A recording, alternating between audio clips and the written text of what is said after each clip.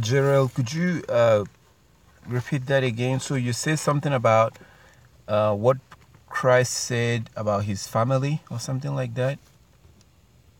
Oh, sorry. My mic was kind of off. But Brother Gerald, you said something about what Christ, you were asking about what Christ said about his family.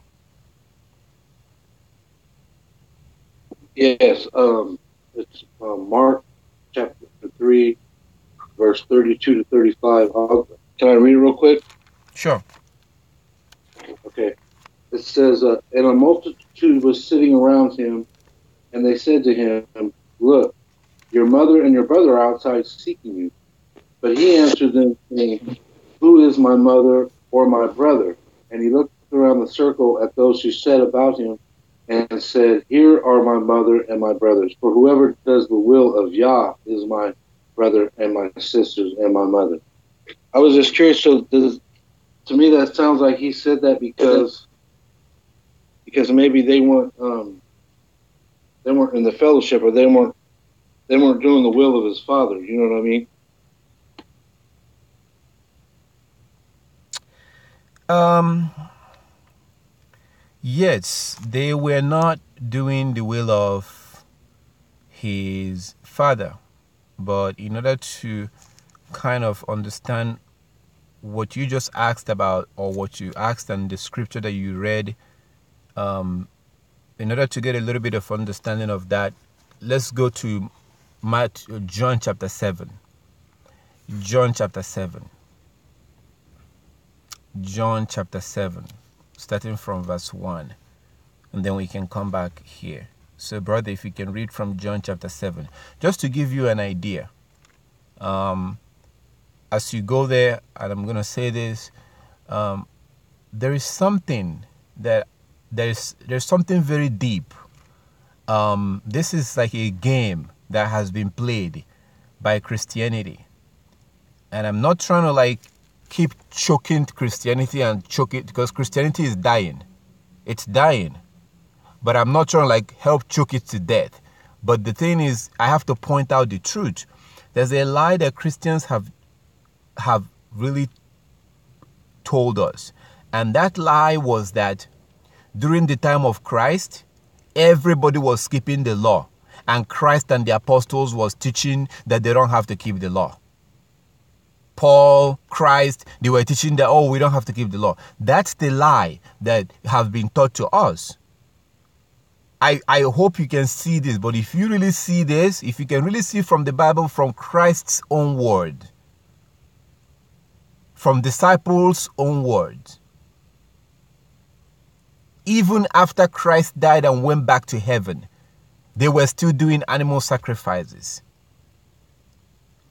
Paul took some men, according to Acts of Apostles, into the temple and went and paid for them to complete the vow of the Nazarene that they took. He had to pay for that, pay for the ram, the animals and the stuff, and he was in there with them. So there's a lie that I hope that you're beginning to see what the Bible says in Revelation about how the devil deceived the whole world. One of the major tools is Christianity, and then the education system, and then the media. These are the three most powerful weapons that Satan has. Christianity,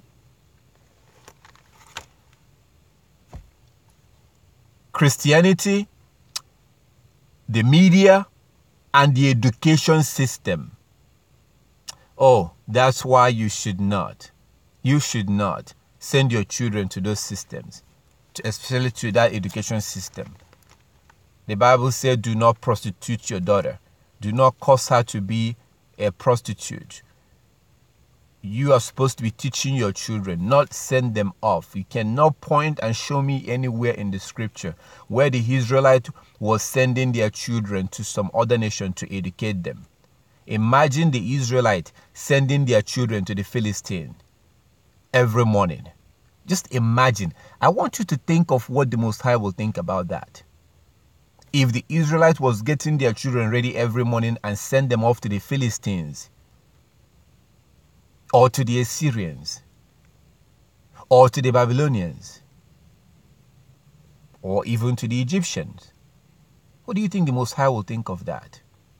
Let's go to John chapter 7 and see what the brother was asking, just to get an idea of why Yeshua felt the way he felt towards his own family. This is very important, especially for the law keepers. It's really good, and it's good when you begin to really see what happened. What we've been told was not what happened.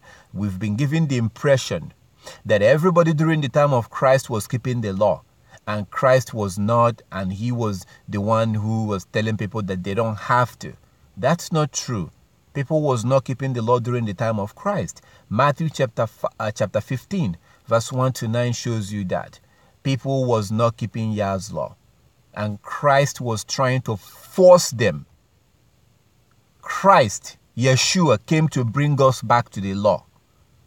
He came to drag us back to the law, and I'm glad that he came. I'm glad that he took me back to the law. That was why he came. That's why the Most High told you what he told you in Deuteronomy chapter 18. If you have not read Deuteronomy chapter 18, verse 18 to verse 19, you need to read it. Without sin, we don't need Yeshua. Without sin, Yeshua is useless to us. It was lawlessness that brought up the need for Yeshua in the first place. Without breaking the fact that we broke Yah's law, we don't need Yeshua. He himself told you in Matthew chapter 9, verse 13, that somebody who is not sick does not need a doctor. But someone who is sick needs a doctor. That he did not come for the righteous, but he came to bring sinners to repentance. That's what he said.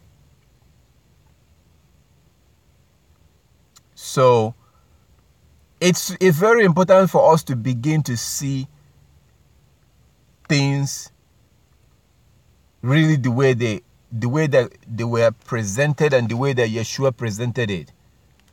It's really interesting. And I always ask people, I ask critics, some of the people that will tell you that Christ never existed, New Testament was made up. I will ask them, is there anywhere in the Bible where Christ, Yeshua, was teaching against the law? They will tell me no. And if there is a place, they will say, oh yeah, here, let's go to this place. But they can, even those that hate Yeshua cannot show you anywhere where he was preaching against the law. I use this to have kind of fun, because I will ask them, tell me, is there anywhere? They'll be like, no, there's no way he was teaching against the law. And I'm like, okay, so why are you rejecting him? Because of foolishness. John chapter 7.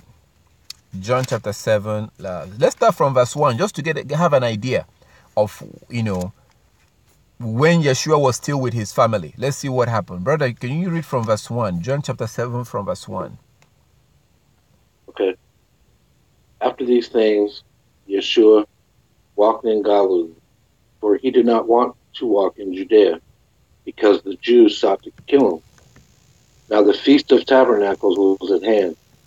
His brothers therefore said to him, depart from here and go into Judea, that your disciples also may see the works that you are doing. For no one does anything in secret while he himself seeks to be known openly.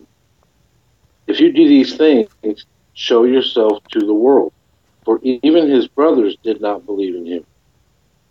Then Yeshua said to them, my time has not yet come, but your time is always ready. The world cannot hate you, but it hates me, because I testify of it that its works are evil. You go up to this feast. I am not yet going up to this feast, for my time has not yet fully come. Verse 9. When he had said these things to them, he remained in Galilee. But when his brothers had gone up, then he also went up to the feast, not openly, but as if it were a secret. Then the Jews sought him at the feast and said, "Where is he?" Okay, And there brother. was Thank much. you. Okay. Hold on there. Hold on. I got to take a quick break to say this. So we have people. For those of you who are online, please. I see one person constantly posting stuff, trying to, you're literally causing a distraction by, I assume that you get on here. The reason why this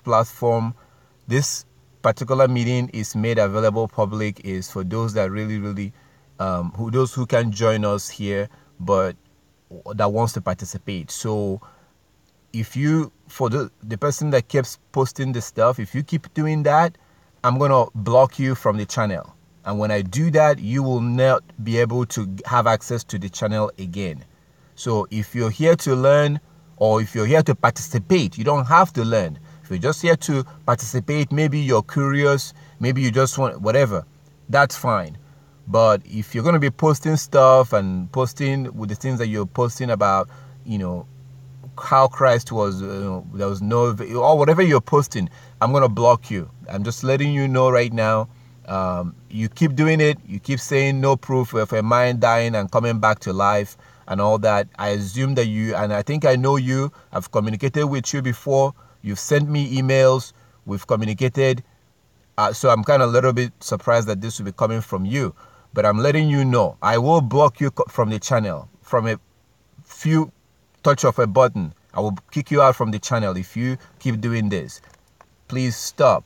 I'm just giving you, this is the first and last warning. I do not tolerate this, and I will not tolerate it from you. So if you don't stop typing this thing, distracting others, you're causing distraction, because others do see the things that you're typing in. If you don't do that, I'm going to block you away from the channel. And when I block you, I will not unblock you. I'm just letting you know right now.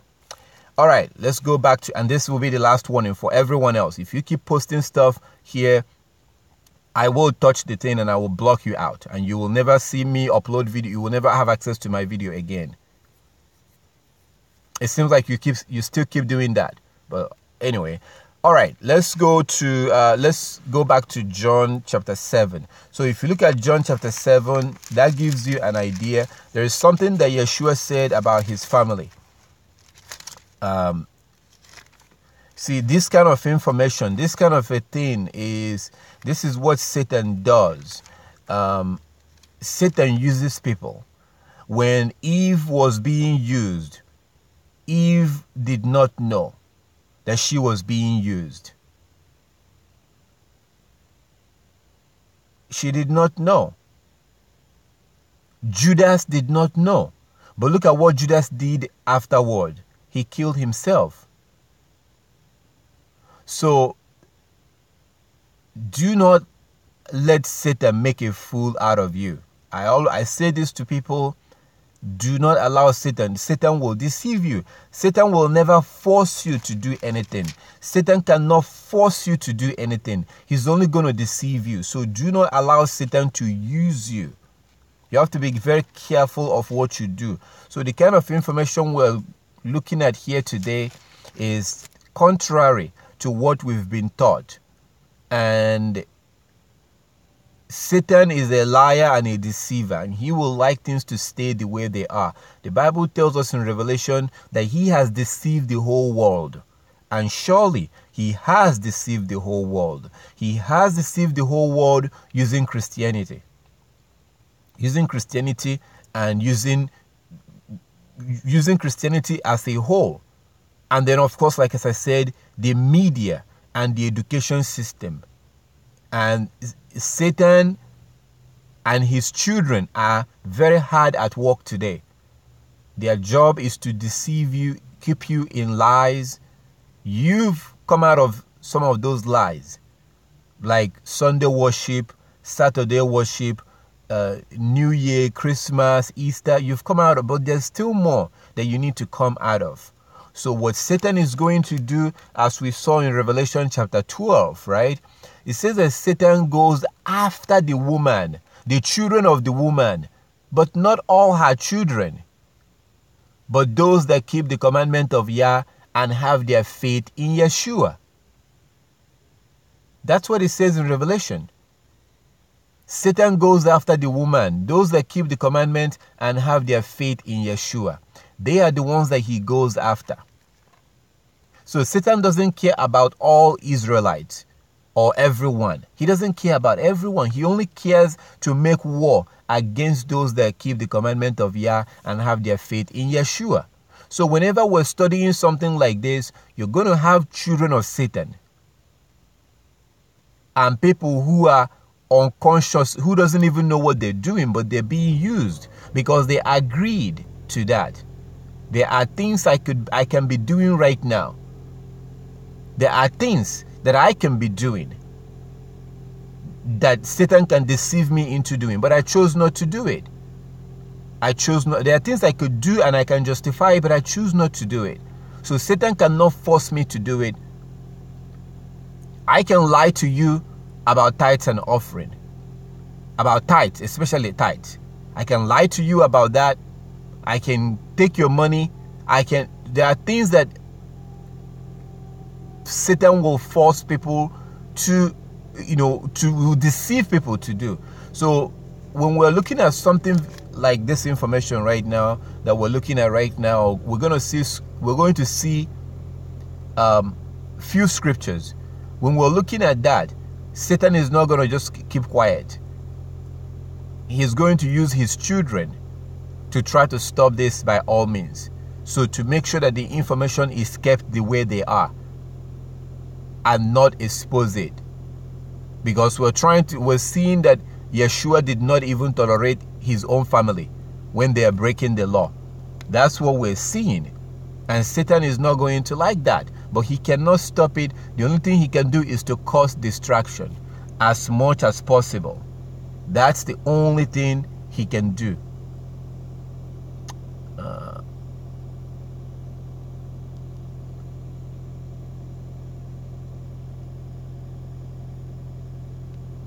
So the only thing he can do is to cause distraction and distract us from this. So anyways, let's go to back to that John. Let's go back to the book of John, chapter 7. So Yeshua, it says, let me start from verse 3. It says he's brought, but let's start from verse 2 because it talks about the Feast of Tabernacle, right? Now the Yehuda's Feast of Tabernacle was at hand. His brothers therefore said to him, "Depart from here and go into Judea, that your disciples may see the works that you are doing. For no one does anything in secret while he himself seeks to be known openly. If you do these things, show yourself to the world." For even verse 5, for even his brothers did not believe in him. So they didn't believe in him. Now, these are people that lived with him in the same house. He was still living at home at that time. He was still living at home with his family. But it's not like now that, if I tell you, if you hear that a grown man is living at home because of the Gentile, the Western culture that we know today, the things that the Westerners are doing today is not what the Hebrews did. The Hebrews live as family. They live as family. So it's not like you turn 18, you move out. No, it wasn't like that. So the Hebrews, they live as family together. So anyways, in verse, so it says that his brothers did not believe in him,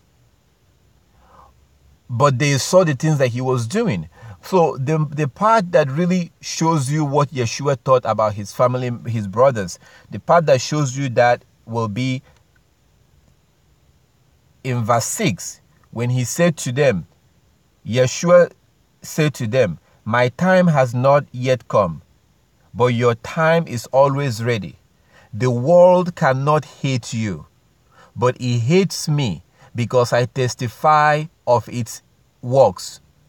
I testify of it that its works are evil." So he's told his brothers that the world cannot hate them. Remember what James chapter 4 verse 4 says, that friendship with the world is an enmity to Yah. Friendship with the world is enmity with the Most High God. So if Yeshua is saying to his brothers, the world cannot hate you, but he hates me because I testify about its works, that it's evil, that shows you that his brothers was okay with what's going on in the world. Because whenever you're testifying against what the world is doing, people are not going to like that. People are going to be offended. That's why Yeshua said that woe to you when people speak good of you. When people are saying good things about you and they always speak good things about you, woe to you. So that was also the same reason why he told his disciples to go get some swords. Because when you're preaching the true gospel, people will not like you. You are either telling people to stop doing something, or you're telling them to start doing something. And all of the time, these are things that they either love doing or they don't want to do. So the true gospel offends people. It does offend people. People don't want to hear that. So we can clearly see that the way he spoke, and he himself testified that his family members, the world does not have any problem with them. What was the world doing, and what is the world doing right now? Lawlessness, breaking Yah's law. That's what the world is doing. And he said in Matthew 24 that before he comes back, it will be as it was in the time of Noah. So things are getting worse and worse. You are seeing right now in your face, you're seeing things that a couple of years ago was not really accepted, was not normal. They are being normalized. And those who are trying to say, wait a minute, this is not right, we shouldn't do this, they will be looked at as people who are crazy. And they have a new label for people who say, no, this is not right. They will call you a hater. You're being a hater. It's hatred. You're hating people. That's what they will say. There's a lot of different, Hebrew Israelites who are being attacked on YouTube. Some having their channel deleted just because of what they say. That will be considered as hate. That's the world we live in. So something that people used to be hanged, something that people will be brought in public and hanged on a tree, now you can do it like homosexuality. You can do it and you'll be praised. And you'll be given awards and praise and pat in the back and saying, bravo, you are so strong for coming out and saying that you are homosexual. That's what we see today. Things that when I was younger, I used to see girls, if a girl gets pregnant, the family will either force that girl to go be with the man that impregnated her, or they will be hiding her. It was not something that was paraded. Now it's something that girls will brag about. Some girls will they don't even want a husband. They just want to have a baby daddy. They just want a man to impregnate them and move on. That's the things that we're seeing today. So anybody who speaks against these things, the world is not going to like that. Like when I say don't send your children to these devils. When you look at the education system today, look at the education system, who is actively promoting this. Like as I always say, you may go into the Bible to go confirm it. If you look at Revelation chapter 13, verse 2. Revelation 13, verse 2. Chapter 13 describes the fourth kingdom that will rule the world. Revelation chapter 13 describes the fourth kingdom that will rule the world. It describes the beast. If you go back to Daniel chapter 7, from verse 23 to 25, tells you who that beast is. That's the fourth kingdom that will rule the world. And today, that is your Dutch, your British, France, Germany, Belgium, Australia, Canada, America. They are ruling the world. They are the ones who are promoting all these things. I saw a picture of little boys and girls who was probably like around between 7 and 10 years old. They were dancing this highly sexually provocative dance in a classroom. Like the boys will kind of like lean down and the girls will get on top of them and be shaking their behind. These are little boys and girls. And people were like, whoa, this is not right. Why won't it be right? This is what happens when you send your children and other people send their children and they all come together. These are children coming from homosexual homes, dysfunctional homes, and these are children that will influence your own children. That's why I speak against this. Do not send your children to their education system. The current education system in the world, the kindergarten, the middle school, the high school, the universities, the colleges, these are institutions of Satan. And Satan is using the Europeans to operate these institutions today and to drag people into it. Go and study about the student loan. How people get trapped in that. So anybody who speaks against these things, anybody who speaks against them, of course the world is not going to like it. As I speak against them, it's not even, most Europeans would not even bother about me or say anything. It's the people who should not be participating in this. They are the ones who's going to be against me. They are the ones who will be like, how dare you speak against education? You're crazy. How dare you speak against... I'm not against education. I'm against Western education. Education is good if it's coming from the Bible. Your children are supposed to be trained from the Bible. Your son and your daughter can learn how to read and how to write from the Bible. It's easy. You can teach them how to read and how to write. How to read and how to write. And when you follow this Bible, when you follow this in raising your children, I give you guarantee by the time your son is 17, he's already settled. Now, by the time a child who is raised in the worldly system is 17, they don't even know what they want to do. They have no idea what they want to do in life at the age of 17. They are still trying to have sex with girls. But if you follow the Bible in terms of how to raise your son, I give you guaranteed by the time your son is 17, he is most likely married and most likely have his own home and his own business. 17, 18.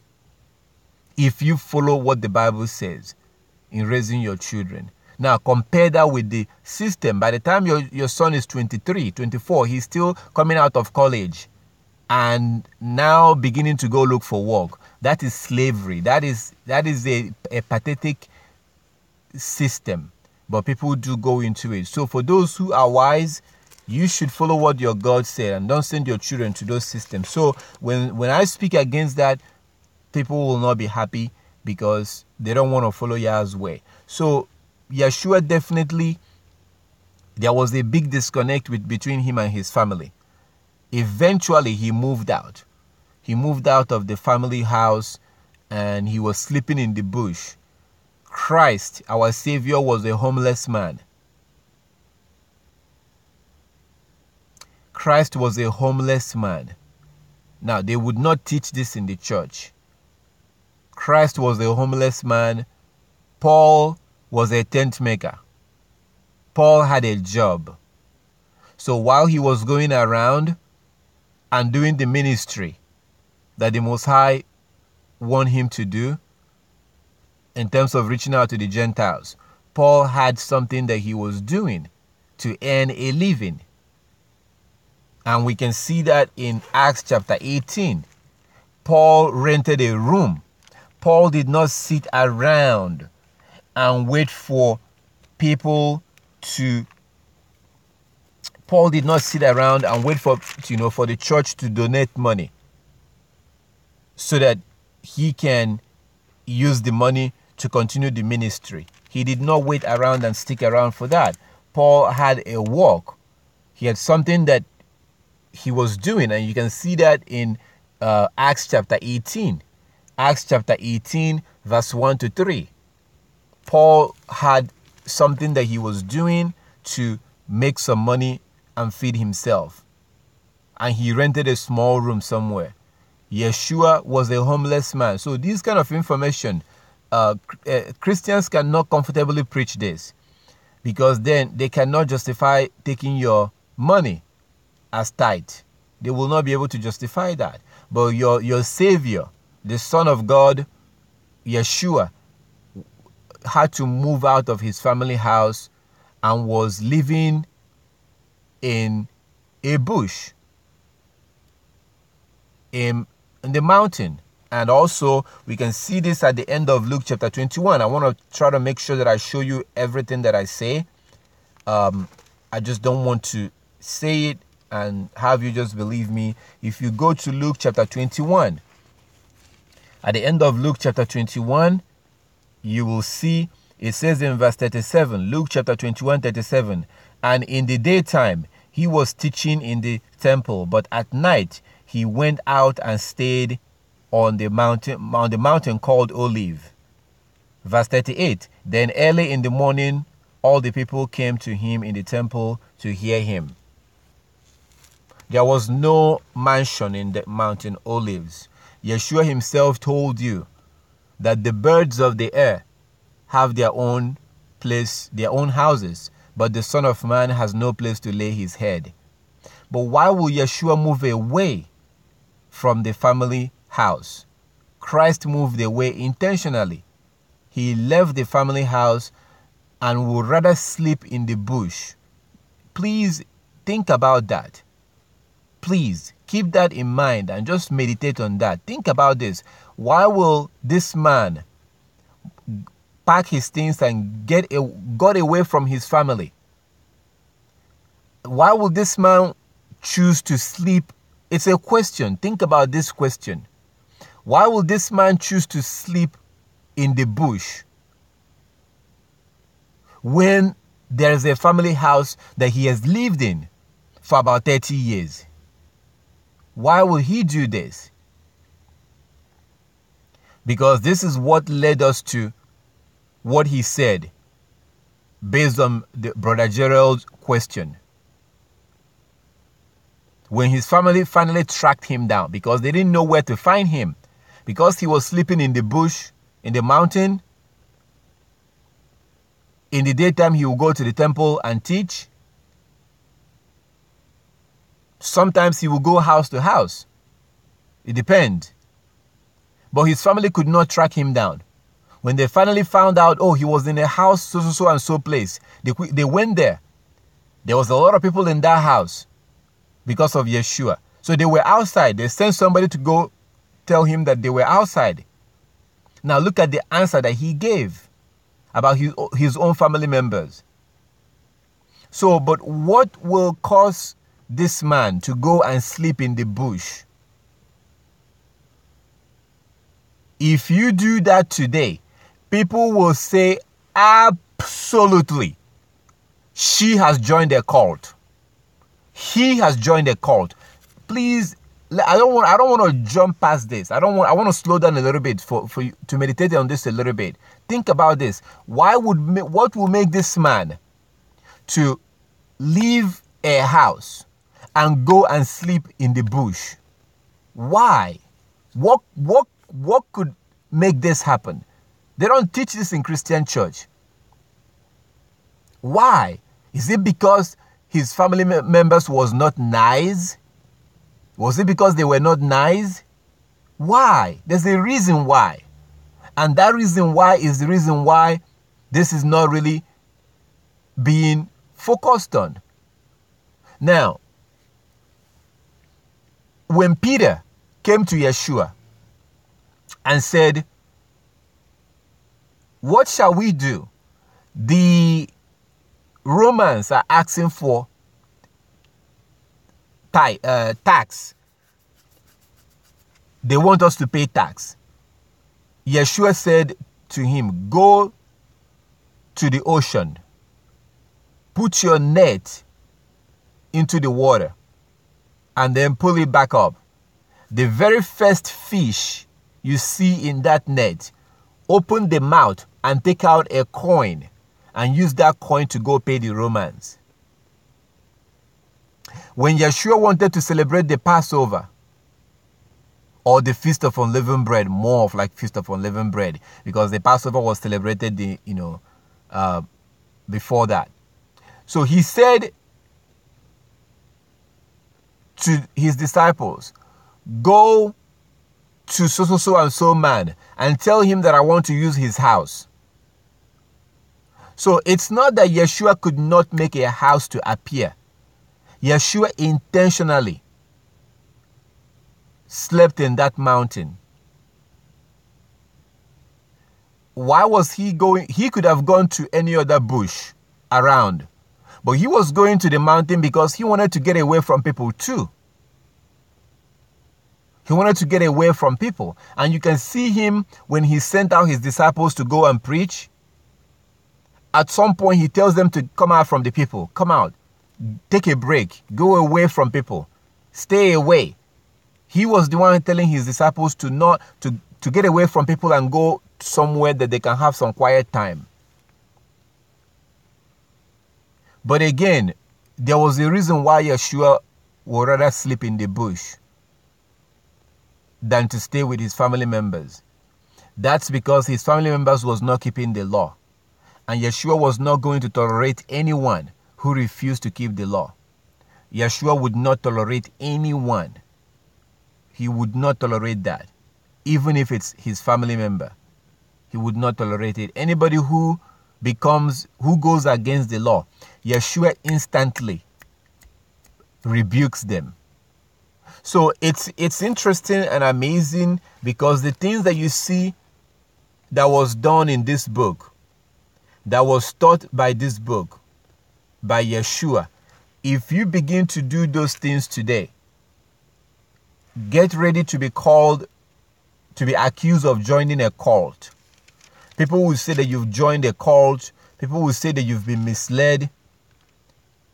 You have lost your mind. So the reason why Yeshua did this, look at Matthew chapter 10 from verse 34. Matthew chapter 10 verse 34. Because at the end of the day, like as I always say, this comes back to the law. It comes back to the law.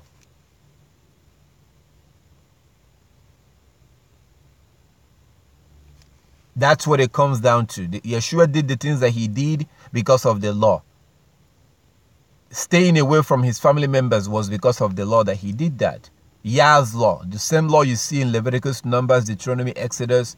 So in Matthew chapter 10 from verse 34, it says, "Do not think that I came to bring peace on earth. I did not come to bring peace, but sword." Verse 35, Matthew chapter 10 from verse 35. Matthew 10 from 35. For I have come. Oh, look at this. He says, "For I have come to set a man against his own father." So Yeshua, okay, let's forget about that a little bit. Think of a man today. Think of a man today that openly says to the people and people who are listening to him or whatever, "I have not come to bring peace. Oh no, don't think that I came to bring peace. I came to bring sword. And the reason why I'm here is to separate people from their fathers and people from their mother and their family. Can you imagine if a man does that today? You will see that on CNN. You will see that on major news network. Talking about this new false prophet in town, deceiving people, who actually brags about separating people from his family. And then you will see government that will launch investigations. And of course, the very first thing that will be labeled that particular person or that group is cult. Cult. This is cult. I mean, look at him. He's saying that he came to separate people from their family. I'm trying for you to see Yeshua from a different perspective, from the way, from the things that he actually said, the things that he actually did, and not from what we've been taught in Christianity. Yeshua said that he did not come to bring peace, but that he came to separate people from their family members. Now, like as I said, imagine a man doing that today. Doing exactly or saying exactly what Yeshua said.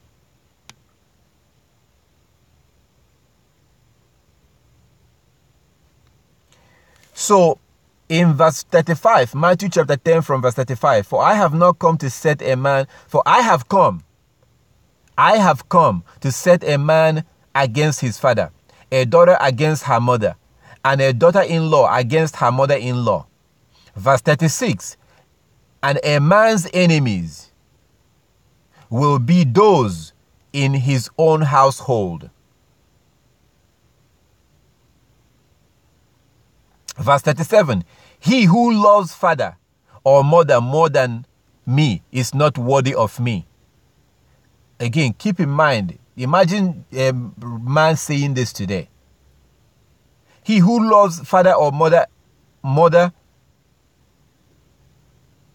than me is not worthy of me. And he who loves son or daughter more than me is not worthy of me. Verse 38, and he who does not take his cross and follow after me is not worthy of me. He who finds his life will lose it. He who loses his life for my sake will find it. So he goes on to say at the end in verse 39 that he who finds his life will lose it. Meaning those who don't want to die. Meaning those that want to, play it safe. Those who wants to play it safe. Those who want to, like as I said, if you begin to preach what Yeshua actually preached, eventually it may cost you your life. Eventually people will attack you. People don't want to hear that. Look at what happened to John the Baptist. He was beheaded. Why? Again, the law. Because this man wanted to marry a woman that he could not marry. It was against Yah's law. That woman cannot be his wife. The woman cannot be his wife. Nobody has the gut to tell him that. But John the Baptist said, no, you cannot marry that woman. She cannot be your wife. That woman was not very happy to hear that. So she kept waiting. She kept waiting for the moment to get back at John. And she got a very good moment, and she was able to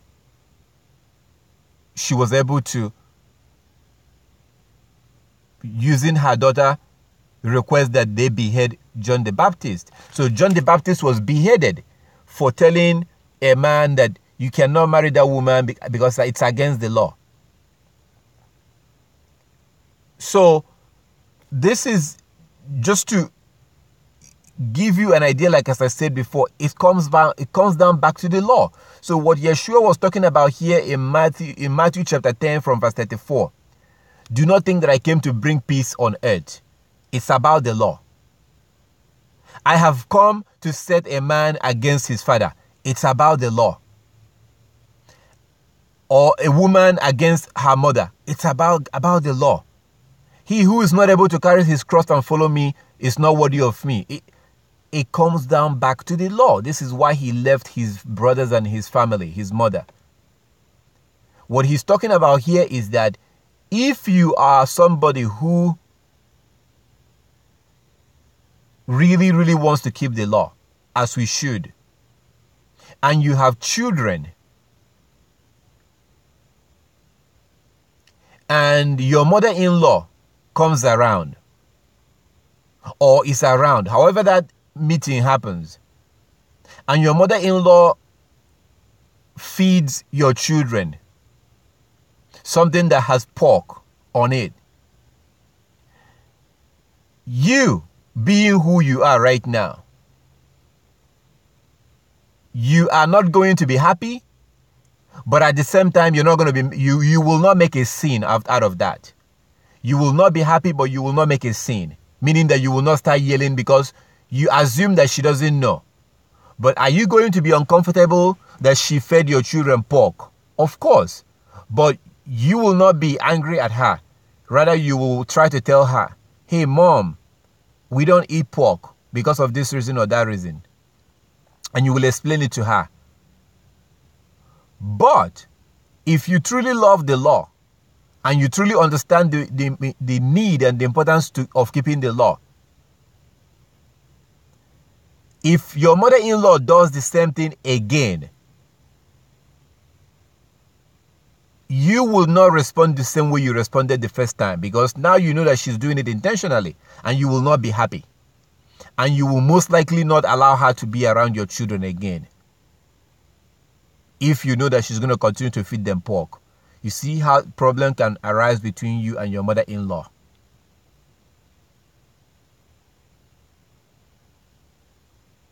If I personally have a family member,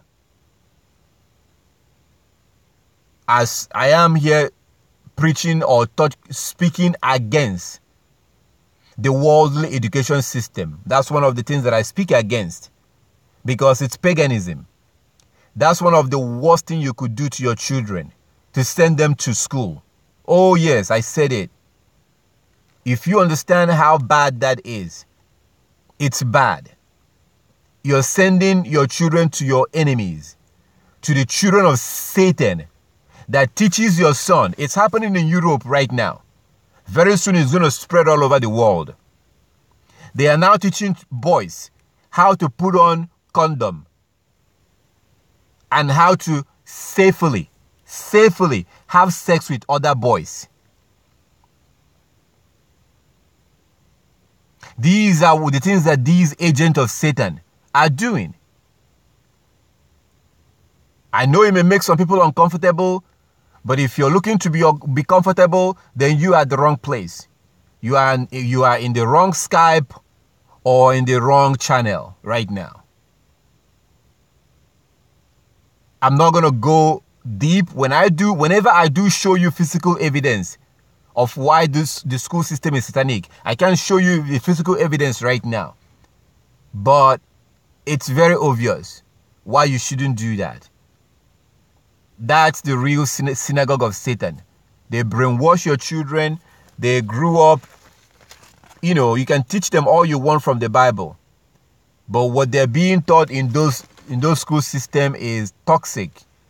You're letting heathen, people who don't believe in a God, people who believe in evolution, who believe that the world is billions of years old, you're literally letting them educate your children. So,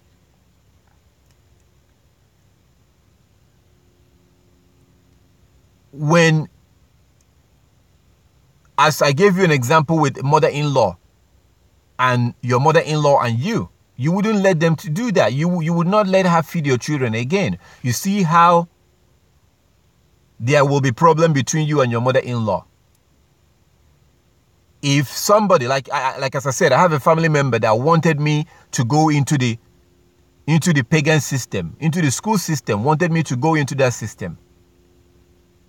And they kept telling me of, how life is going to be perfect, how I should just go in, graduate, and then not just marry. No, it's not just to get married. But he described to me the kind of a woman that I'm going to marry, her profession, the kind of profession that she has to have. Because when she has that kind of profession, then she's going to be making a lot of money, plus the one that I'm making. And then that we should go to this particular place that he describes. And then we should just go live there, buy a house and live there and just have a quiet life. Now, at the beginning, I was trying to kind of reason with them why I'm not going to do that, but I realized that they were not listening. So whenever they talk, I will listen. They will keep and talk, and they will talk, and then they get tired and eventually at some point they stop talking to me. It's been years and years now. Because the system that they're trying to lead me into is a satanic system. Once you put your children into that system, your son or your daughter will not be able to keep the Sabbath. Because when they graduate, they are graduating and they have a debt. At least $100,000 of student loan debt. Before they even find work, they already have a debt. And then they will find a job. Your son or your daughter will not be able to tell the new company that just hired him or her that they have to keep the feast of Passover or the Sabbath. They will not be able to say that. They will be fired. They won't even say it. So you see, this is the reasons why I speak against that system, because it's a system different from the system that your God wants you to follow. When you put your children into that system, they cannot keep the Sabbath because they are a slave. They graduated and they have a piece of paper. They have to serve someone for that piece of paper to worth anything. But if you do it Yah's way and let your son have a skill, I know that some of you, this may be the first time you're hearing this. When your son have a skill, he's not nobody's slave. He has a skill, he can walk with his hand. And wherever he goes in the world, he will be able to survive. His skill is not based on a piece of paper that can only be put to work behind a computer. No. And instead of working for people, people will work for him. Instead of still being 25 years old or 23 years old and still looking for work, by the time he's 17, 18, he's already settled.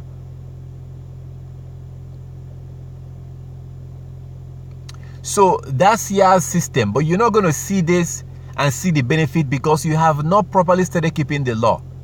Until you begin to keep God's law, you will not, some of the things I'm saying will not make sense to you. It will not make sense. It doesn't make sense because the Most High God intentionally hides his information from those that refuse to keep his laws. It doesn't make sense to them. They think that this is crazy, this is a joke. What the hell is he talking about? It doesn't make sense. If I come out in the open and speak against education system, people will laugh. People will be like, man, this guy is crazy. What? He's saying something against the school? What? He's crazy. Yeah, but if you want to keep the law, then you begin to see the problem with that system. Because you will never allow your children to keep the law. It's a satanic system. You read Luke chapter 4 from verse 1. You see what Satan was saying there about how everything has been given into his hand. And he can give it to whoever he wants. That's in Luke chapter 4 from verse 1. You go to Job 9:24. Job 9:24, it says that the earth has been given into the hands of the wicked. The earth has been given into the hands of the wicked. 2 Corinthians chapter 4, verse 4. 2 Corinthians 4:4 says that the devil is the god of this world. James chapter 4, verse 4 says, don't you know that friendship with the world is enmity with Yah? 1 John chapter 2 from verse 15 tells you not to love the things of this world.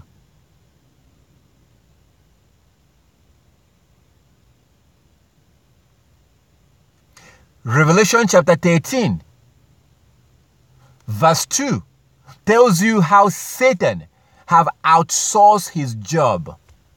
When someone is required to do something, and they outsource that thing. You know what that means? They outsource it, meaning that they've hired someone to do that work for them. Revelation chapter 13 verse 2 shows you that Satan is just sitting and watching, because he has hired someone. He outsourced his work and just supervises those who are doing the work for him now. He's now doing supervision.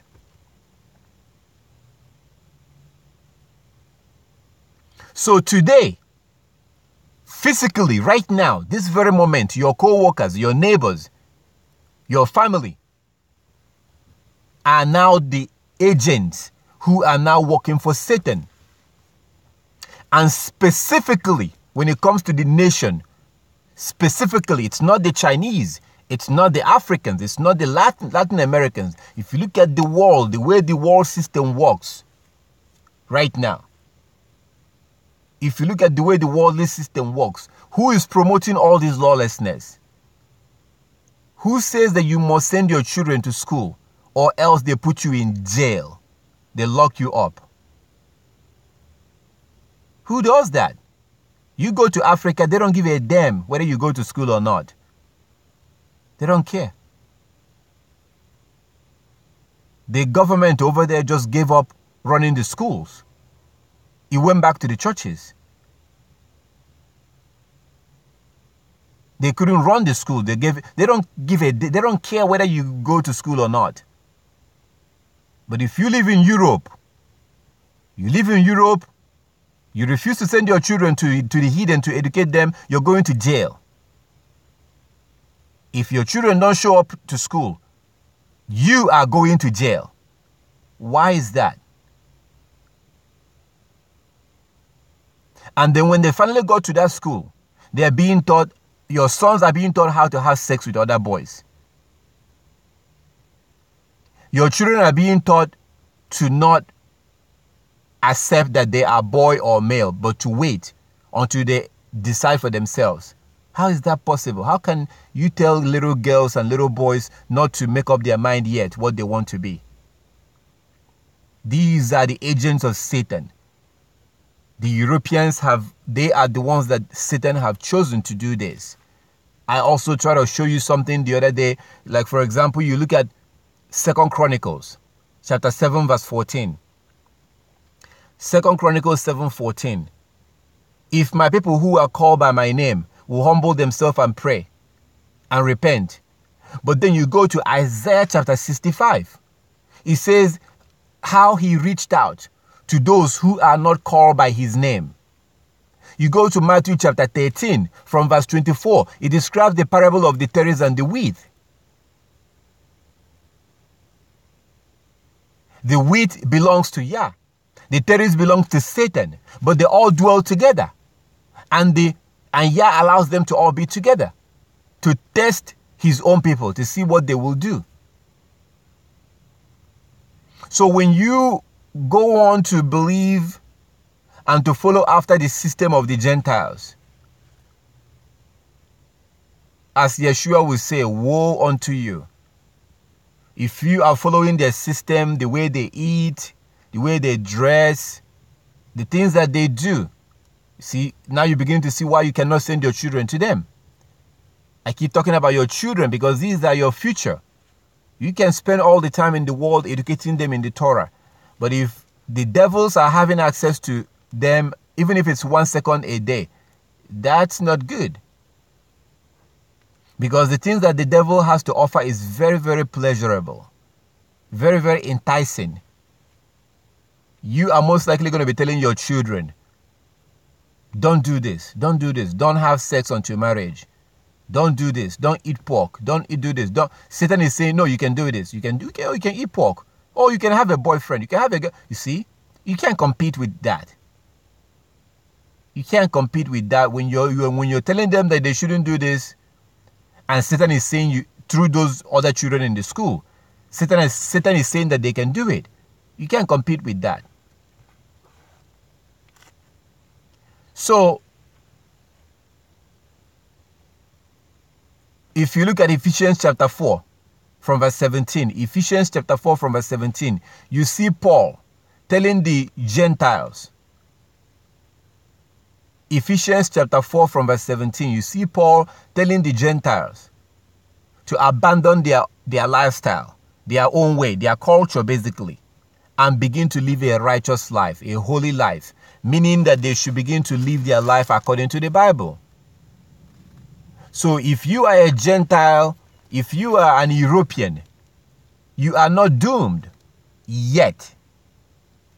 You are not doomed yet. All praises to the Most High God. As you can see from Isaiah 65, the Most High reached out to the Gentiles because it is his wish that everyone should be saved and not perish. So the Most High made a provision to reach out to the Gentiles. And you can clearly see that in Isaiah chapter 65. That's where Paul the Apostle comes in to fulfill that reaching out that Yah wanted to do. And that's why you have the book of Ephesians, Galatians, Philippians, Romans. That's why you have those books. Now, if you read Isaiah 65 and see what the Gentiles were actually saying in that prophecy, that shows you that most Gentiles will not be saved. Because they, as Yah said in Isaiah 65, they make themselves holier than Yah. They try to portray themselves holier than Yah. Yah said that in Isaiah 65. They try to portray themselves as being holier than Yah. So the things that Yah told us to do, they say that we don't have to do those things. The things that Yah told us not to do, they say that we should do those things. That's making themselves holier than the Most High. So Isaiah 65 is talking about the Gentiles, the Europeans, the rest of the Gentiles that Yah reached out to, but they refused to accept that offer. But if you are a Gentile, I don't know who is watching. I know some who are watching, and I don't know the rest who are watching. If you're a Gentile, you're not doomed yet. You have to do what Cornelius in Acts chapter 10 did. Cornelius, he was an Italian. He was a Gentile. He was keeping the law of the Most High. And look at how the Most High treated him. And Peter tells us that if anyone is a worshiper of Yah and keeps his word, it doesn't matter where that person are, Yah will reach out to that person. Yah will accept that person. If anyone is a worshiper of Yah. So that's what you need to do. It comes down back to the law. At the end of the day, it's all about the law. So if you're a Gentile, you are not doomed yet. Not yet. That's why you have to start keeping the law right now. All of the laws. Get yourself circumcised. Put on your tassel. Keep the Sabbath. And all the other laws. Because if you're not familiar with Numbers chapter 15, verse 15, you need to be familiar with that scripture. Numbers chapter 15, verse 15 and 16 says that the same law he gave to his people also applies to the strangers, to non-Israelite. Forever, as you are, so shall the strangers be before me. That's what Yah said. So the same law he gave to the Israelite applies to the non-Israelite forever. According to Numbers chapter 15, verse 15 and verse 16. That's the whole point of the Israelite being chosen. The reason why Israelite was chosen was not because they are great or beautiful or handsome. According to Exodus chapter 19, verse 5 and verse 6. Exodus 19, verse 5 and 6. The Hebrews was chosen to teach the rest of the nations Yah's law. So at the end of the day, whether you are a Gentile or a Hebrew, according to Paul in Romans chapter 2, if you read the entire chapter of Romans chapter 2, you will see that according to Paul, that the law applies to everyone The same law applies to everyone. Both the Hebrews, Sister Georgia, could you please mute yourself? So the same law applies to everyone, the Hebrews and the Gentiles. The same law applies to everyone, and the Most High will judge everyone according to the law. So if you're a Gentile, you need to start keeping the law. If you are a Hebrew, the Most High says in Amos chapter 9, Amos chapter 9, verse 9 and verse 10. Amos chapter 9, verse 9 and verse 10. Especially in verse 10, he said that sinners among my people will fall by the sword. Sinners among my people will fall by the sword. There's a lot of Hebrew Israelites today, people who are waking up to their identity. But that's where it usually ends, identity. They are not going past that. They get stuck on the identity. Oh, look at us. We are the Hebrews. We are the Hebrews. Whoo, we are the Hebrews. You're not welcome. You're not here. You're not welcome. This is not for you. This ain't for you. This ain't for you. I see them, Gentiles walking up to them, hearing them speak, and walking up to them and saying, what shall we do? What do I need to do? They'll be like, no, this is not for you. We're only here for the Hebrews. That is absolute ridiculous. Absolute a joke. A dangerous joke for that matter. Because that's the whole point of being a Hebrew. The chosen people is to teach the rest of the world. As you can see in Isaiah chapter 2. Eventually the will of the Most High will come to pass. The rest of the nations will come and the Hebrews will teach them. You saw that with the Ethiopian eunuch in Acts of Apostles, who was reading Isaiah chapter 53. He had no idea what he was reading. Why didn't the Most High give him knowledge, instant knowledge to understand what he was reading? Why did God not give him instant knowledge? Why? Why did the Most High have to send someone to go teach him what he was reading in Isaiah chapter 53? It was only 12 verse. It wasn't that long. Yeah, could have. Or does it mean that the Most High doesn't have the power? Does it mean that the Most High God does not have the power to make this man understand what he was reading? Why did the Most High have to send someone to go and explain to him the scriptures that he was reading? You see a similar situation in Acts chapter 10 with Cornelius, or Cornelius the Italian. This is a man that fears the Most High and keeps the law of the Most High with his family. Why did the Most High not open his eyes and just teach him directly? Why did the Most High have to send for Peter to go all the way to go teach this man? Why does the Most High constantly having the Hebrews to travel and go teach the Gentiles? Because that is his will. That's the way he designed it. And anyone, what gets the attention of the Most High is keeping his law. That's what gets his attention.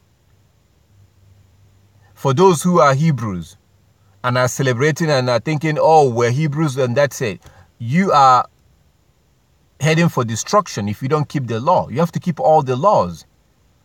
So if you're claiming that you're a Hebrew and you're worshiping on Sunday or on Saturday, you're still the same thing.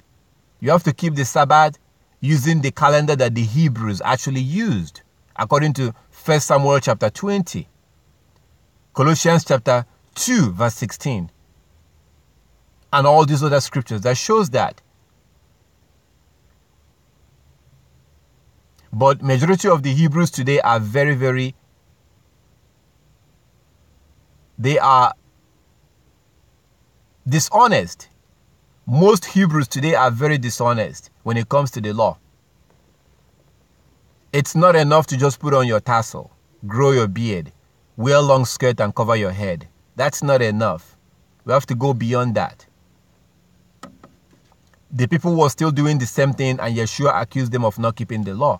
We have to go beyond that and do this with all our heart and with all our soul. So when you put on your tassel, you grow your beard, you cover your head, you wear your long skirt, but you still keep the Sabbath on Saturday, you're deceiving yourself. And there's a lot of self-deception going on today when it comes to the Hebrews. And the Most High already told you what he was going to do in the future. In Amos chapter 9, verse 10, he says that sinners among my people will fall by the sword. And I will wrap this up. If you look at 2nd Esdras chapter 8, verse 1 to 3. 2nd Esdras chapter 8, verse 1 to 3. It says that this world, this current world right now, this current world is made for many. The world to come is made for very few. Very, very few people. The world to come is made for very few. And those that keep the law are the ones who will be allowed into that world to come. Very few people. Very few. The Most High don't care about numbers. The Most High does not care about numbers. He cares about quality, not quantity. He cares about quality. And the Most High does not hesitate whenever the time is right. Whenever the time comes, the Most High does not hesitate to destroy. The Most High God does not hesitate to destroy people, babies, grannies, grandpas, the young people and old people. That's why at the end of the day, it comes back to the law. Like Yeshua told you, those who will be allowed into that kingdom are those that kept the law. Revelation 22:14. And Yeshua separated himself from his family, as we're looking at today. He separated himself because they refused to keep the law. Yeshua did not tolerate anyone who refused to keep the law. I did not say anyone who is not keeping the law, because there are those who was not keeping the law, but they wanted to learn. And he was with them, the tax collectors, the sinners. He taught them. But those who are rebellious to the law, who have a bunch of reasons and loopholes and reasons of not, trying to avoid keeping the law, the Most High does not tolerate them. You have to understand, when it comes to the actual gospel, if you're preaching the actual gospel, people will hate you. People will not like you. People don't want to hear it. They don't. They just don't. They just, they don't want to hear that. They don't want to hear stuff like that. They don't want to hear that they have to keep the Sabbath. They don't want to hear that they have to move out from, depending on who they are living with. If that person is not their husband, they don't want to hear that. Yeshua did preach that. Yeshua told the woman in John chapter 4, the man you're living with right now is not your husband. Everybody around may think that that man is her husband. Yeshua told her, that man is not your husband. When you preach that kind of, when you do that kind of thing today, people are going to be pissed off. People will not like that. People don't want to hear that. But this is all part of the repentance that we have to do. Many people are living today with men who are not their husband, and women who are not their wives. If you're in that situation, you have to get out. People will say, and I do have videos about this. I do have videos. I'm not going to go too deep into it right now. You can look around and see those videos and watch it, and you can see the scriptures yourself. People will say, what about repentance? What about repentance? Well, what about repentance? Yeah, on that particular issue. Again, I don't want to go out when I deal with this. I would like to focus on it specifically. to be able to cover it well. So what about repentance when it comes to what I just mentioned? Imagine two homosexuals, two men who are living together as husband and husband in the same house. They've lived together for like 5 years, 10 years. And then they find out that they shouldn't be doing what they're doing. What will a repentance look like if they ask you how to repent? What would you tell them? To continue living in the same house and continue having sex? Is that what you would tell them? Is that what a repentance means for two homosexuals? Because they are committing sexual sin. They are not supposed to be living together as husband and husband, having sex together. That's an abomination. That's against the law in Leviticus 20:13. A man shouldn't have sex with a man. It's a sexual sin. So for those of you who will ask or send me messages or try to justify what you're doing in the sin that you're living in, and saying that because you did not know. Yeah, you did not know. So was the people you see in Ezra chapter 10. In Ezra chapter 10, they didn't know either.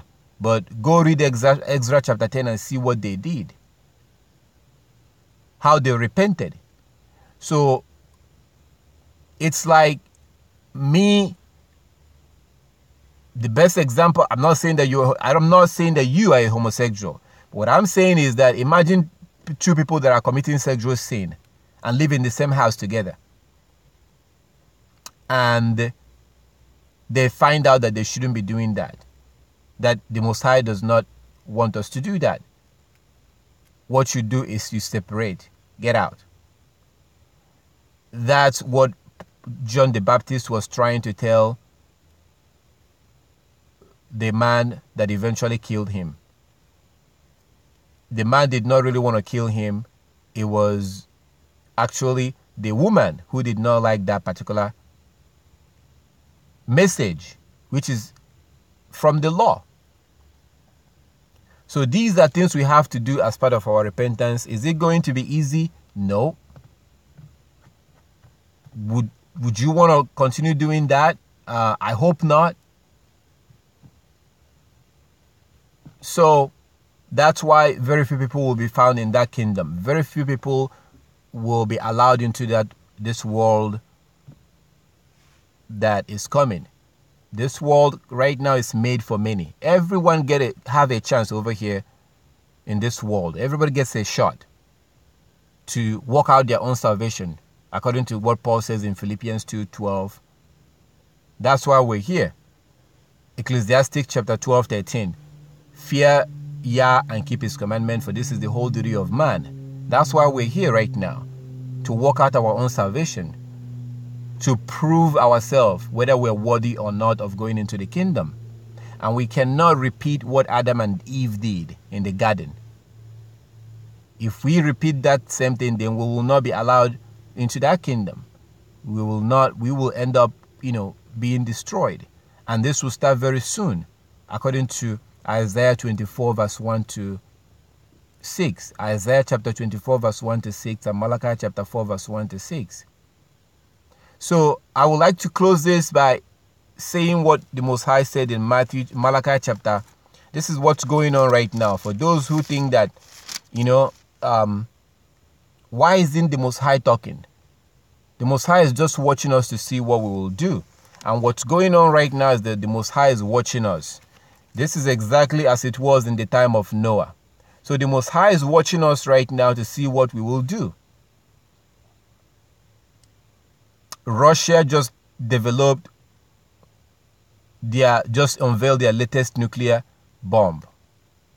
The Most High is going to use this nuclear weapon that these hidden nations have made. America, North Korea, Iran.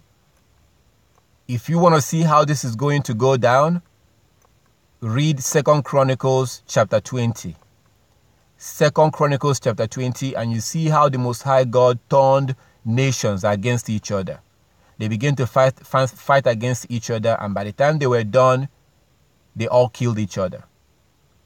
Now, they were fighting with swords. It's even easier for Yah to do this now with nuclear bomb. At the end of Revelation chapter 17, it tells you that Yah will put it in the heart of those that will burn that woman with fire. That woman, a nation is described as a woman. In Revelation chapter 18, America is described as a woman. In Ezekiel chapter 23, Israel is described as a woman. So what's going on right now? What's really going on right now? The reason why the Most High is not speaking is he tells you why in Malachi chapter 3 from verse 14. Malachi chapter 3 from verse 14, the Most High said, Malachi chapter 3 from verse 14, he said, "You have said, it is useless to serve God. What profit is it that we have kept his ordinance, and that we have walked as mourners before Yah of hosts?" Verse 15, Malachi chapter 3 verse 15. "So now we call the proud blessed." Remember what I said earlier about how the things that used to be unacceptable are now accepted. Within the last 15, 20 years, it's amazing how the things that are not accepted. I want you to think of girlfriend. Think of girlfriend. Think of people that tell you that they have a girlfriend. Think of when you tell people, "Oh, how about your girlfriend?" Girlfriend, boyfriend, girlfriend, dating, girlfriend, dating, dating, girlfriend, dating. There was a time that this is not accepted. You are either married or you're not. There was not a period of time that you can, quote unquote, be dating and test each other's to make sure that you're, have sex. And because now, if someone says, if two people say that they're dating and the boy or the guy goes and has sex with some other girl, people will be like, "Oh, he's cheating. He's cheating," because they are, quote unquote, in a relationship. But the point I'm trying to make is, do you see how normal this is? It's not normal. Boyfriend and girlfriend relationship is not normal. Because as soon as people approve themselves as being in a relationship as boyfriend and girlfriend, they can now have sex. They can stand on the street and kiss and have sex and in their private time. Nobody, because we, quote unquote, we say, "Oh, they're in a relationship." That's not normal. Before, but it is now. Go talk to your grandma or any grandma. Look for anybody who is at least 80 years old. Ask them how things work during their time. You typically keep your legs closed until your wedding night. And boys understood this. Boys was not actively going around and trying to seek out girls to have sex with like that. When a boy is talking to a girl, he doesn't even expect that they will have sex until the wedding night. That's the way it used to be. He knows, I like her, but I'm going to have to wait. I'm going to have to get my skill thing going so I can start making some money, and then we get married, and then we can have sex and have children. People understood this. But today, through their education system, today, these things are now, sex is now like something that people, you now see girls who don't even want to deal with men. They just want to have sex, random sex, and just move on. So that's what we're living in right now, and that's what Yah is saying in Malachi chapter 3, verse 15. So we now call the proud blessed. We now call the proud blessed, for those who do wickedness are raised up. They even tempt Elohim and go free.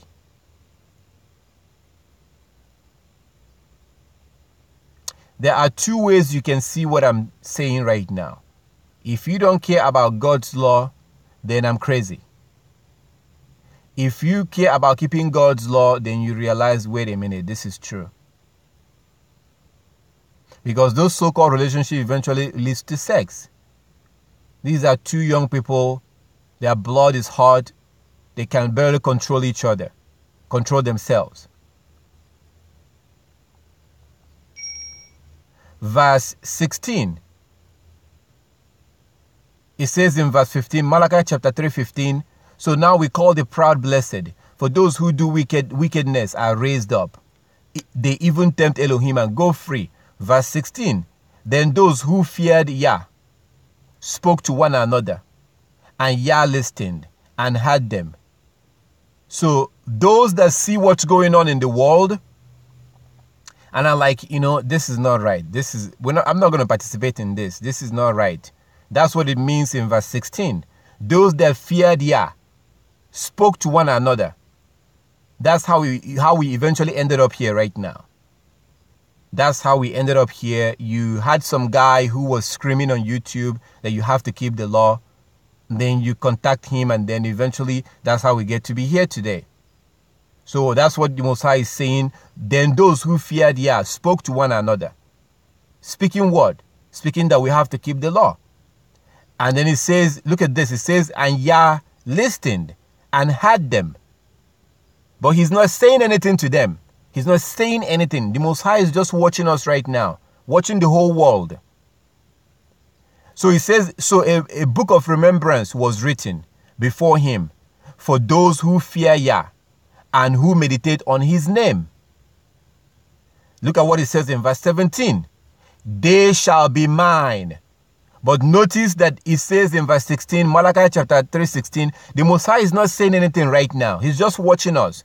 So you have two groups of people in the world right now. Those who are breaking the law and going about their business and doing whatever they want. And those who says, wait a minute, we have to keep the Sabbath. We have to wear the tassel. We have to keep all the laws. We have to keep all the laws. That's the two different people you have in the world right now. And Yeshua explains this even further in Matthew chapter 13 from verse 24. Matthew 13 from verse 24, he gives you the parable of the tares and the wheat. And then in verse 36, he explains that parable to you. Matthew chapter 13 from verse 36. That's exactly what's going on right now.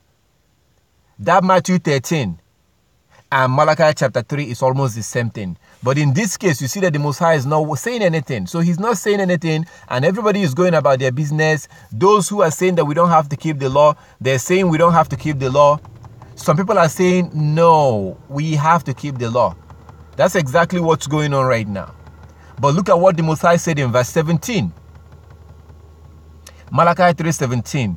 They shall be mine, says Yah of hosts, on the day that I make them my jewels, and I will spare them. Talking about those that fear him and keep his commandment. And I will spare them as a man spares his own sons who serves him. Verse 18, then you shall again discern between the righteous and the wicked. Verse 18, Malachi 3:18, then you shall again discern between the righteous and the wicked. Remember Matthew 24. Matthew 24, Yeshua said that before he comes back, it will be as it was in the time of Noah. Before he comes back, it will be as it was in the time of Noah. So what do you have in the time of Noah? Basically, the whole world is breaking Yah's law. And you have very few people who was keeping his law. They were the ones that he spared. He spared them when he destroyed the rest of the world. Yeshua tells you in Matthew 24 that before he comes back, it will be as it was in the time of Noah. The Most High now tells you here in this prophecy, this is a prophecy. Prophecy. It hasn't been fulfilled yet. The whole prophecy has not been fulfilled, but it has already begun to be fulfilled because we're living it right now. And as we read all the way down, you will see that eventually the whole prophecy will be fulfilled. So the Most High said in verse 17, they shall be mine. Meaning those that fear him and keep his laws. Malachi chapter 3:17, they shall be mine, says Yah of hosts, on the day that I make them my jewels. I will spare them as a man spares his own son who serves him. Verse 18. Then you shall again, trying to remind you during the time of Noah, Lot, Sodom and Gomorrah. You shall again meaning that it has happened in the past. You shall again see the difference between the righteous and the non-righteous. What is righteous? Psalm 119, verse 172. Psalm 119, verse 172 tells you that the law is righteous or righteousness. His law is righteousness.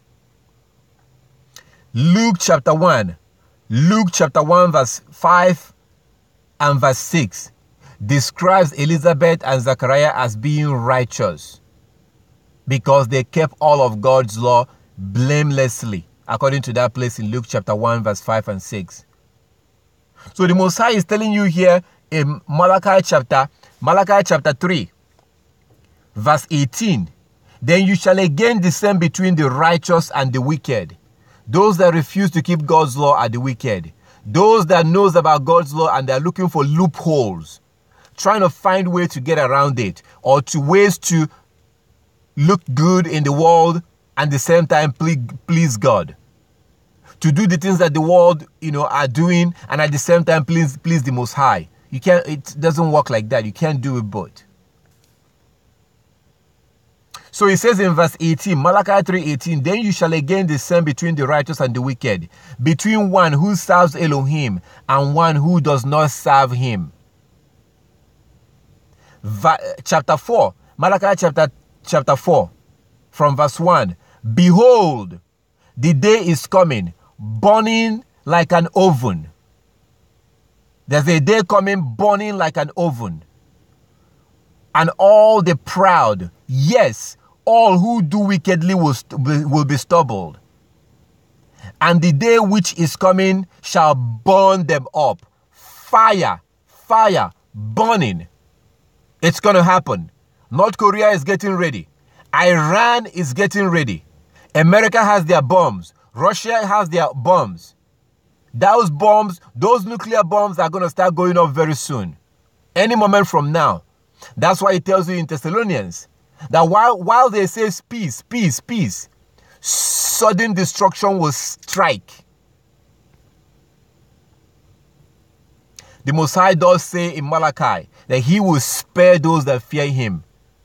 If you don't fear him, you're not going to keep his laws. If you fear him, you will keep his laws. 1 John chapter 2, verse 3 to verse 6. 1 John chapter 2, 3 to 6. 1 John chapter 2, 3 to 6.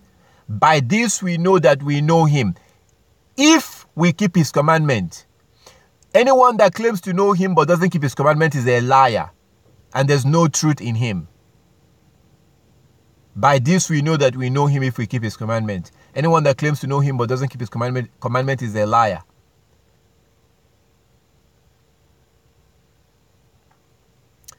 First John chapter 5.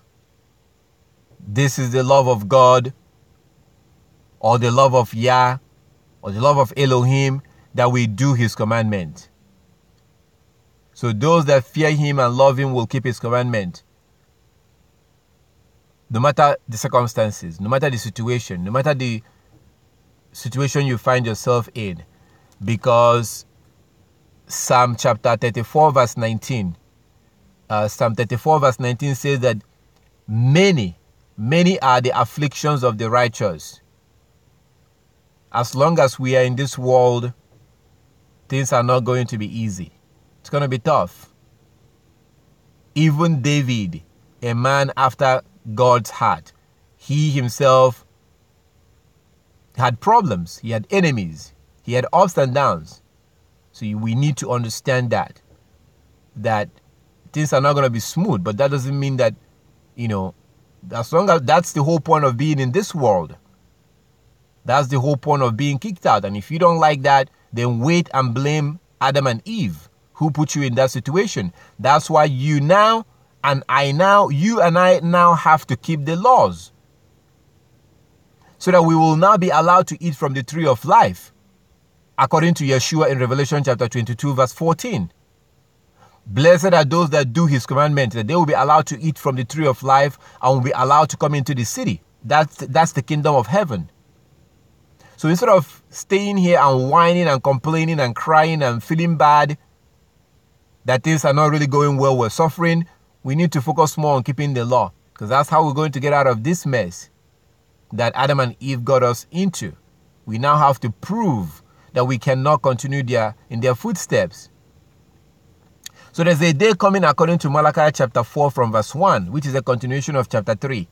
For behold, a day is coming, burning like an oven. All the proud, yes, all who do wickedly shall be stubbled. And the day which is coming shall burn them up, says Yah of hosts, that will leave them neither root nor branch. This is a complete destruction. A nuclear bomb, nuclear fire. It will most likely happen in your lifetime, because those bombs are ready. And Russia just unveiled one of the latest technology recently. So you see in verse 2, Malachi chapter 4 verse 2, but to you who fear my name, the Son of Righteousness shall arise with healing in his wings, and you shall go out and grow fat like stall-fed cows. You shall trample the wicked, for they shall be ashes, ashes, ashes, ashes. You know, like when you burn firewood. When you burn wood, you get ashes. When you burn stuff up, you get ashes. That's what's going to happen when this nuclear bomb begin to go off. People will be burned up. It says in verse 2, but to you who fear my name, the Son of Righteousness shall arise with healing in his wings. That's Yeshua. And you shall go out and grow fat like stall-fed calves. You shall trample the wicked, for they shall be ashes under the sole of your feet on the day that I do this, says Yah of hosts. Now here is the thing.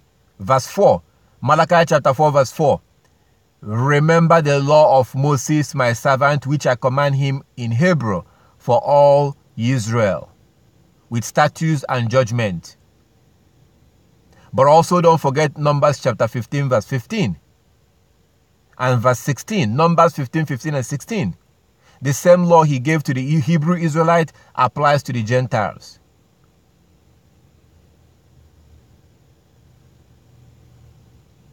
And you look here in Malachi chapter 4 verse 4, he says to remember the law of Moses. So this is a prophecy. Now the question is, if the laws are done away with, why would you be reading about something that the Most High said? Read Malachi chapter 4. How can the Most High be talking about how he's going to destroy the world with fire? And then in verse 4, he tells you to remember the law of Moses. Think about that. How can the law have been done away with? He's talking about something that hasn't happened yet. How he's going to do all this, burning the world and destroying the people in the world and saving those that fear him. At the end, in verse 4, he says, remember the law of Moses. Think about that. You go over to Isaiah chapter 24. He says something similar. How he's going to destroy those that refuse to keep his laws with flames, with fire. How they will be burned up and very few people will be left. I'm telling you, I'm trying to bring it to the I'm trying to take something spiritual and bring it to make it normal and natural in a way that it can easily be understood. So when the Bible is talking about how Satan is going to deceive the world, it has already happened. Satan have used the Europeans to do this. And if Satan used the Chinese, I will be calling out the Chinese exactly the same way I'm calling out the Europeans. You don't see the Chinese running around the world promoting homosexuality.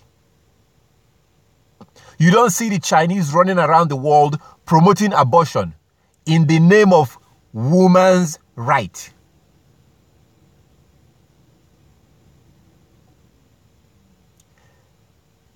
The lawlessness you see in the world today, The abominations and the lawlessness you see in the world today is primarily coming out from the Europeans.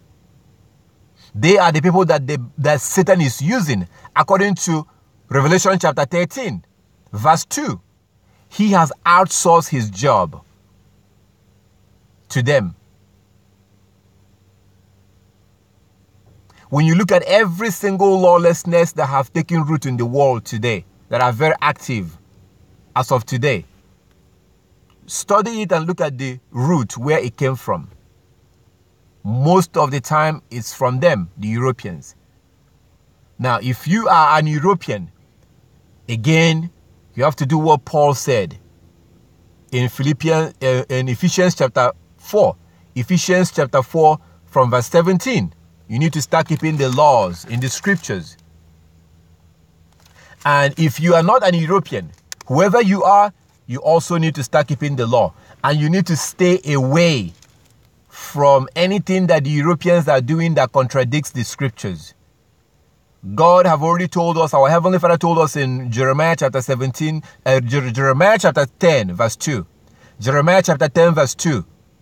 Learn not the ways of the heathen. Learn not the ways of the Gentiles. He goes on to give you a clue of who they are. He talks about how they are amazed by the things in the heavens. Think of NASA. Think of the lie that they went to the moon. That was a lie. Go look it up. Go study, So, we have to separate whether you are one of them or you are not one of them. We have to go back and start keeping the law. So, in closing, this is the reason why Yeshua had to separate from his family. We have to separate from the system, like he tells us in James chapter 4, verse 4. Friendship with the world is enmity with Yah, because the world is controlled by the agent of Satan.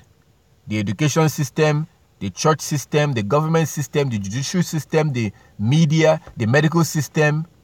Even in their medical insignia, you see snake, which represents Satan, in their medical symbol.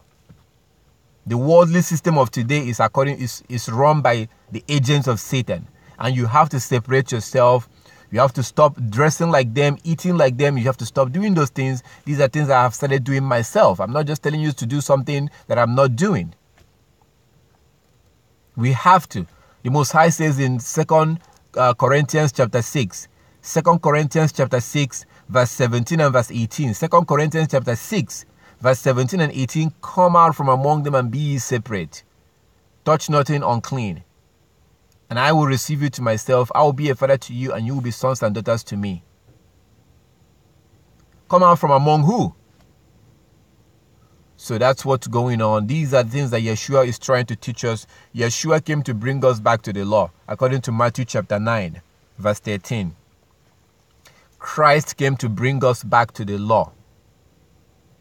That's the reason why we needed a savior in the first place. Because of the things that Adam and Eve did. And our ancestors followed on their footsteps. I love the law of the Most High. I love following it. I love it because of Yeshua. It was actually Yeshua that drew me back to the law. It was more of like the things I was seeing in the Gospels. That's the reason why you see Yeshua, whether you're talking about John chapter 3 or you're talking about Matthew chapter 19, verse 16 and 17. Those two places, when you see people came asking Yeshua, what do I need to do to have eternal life?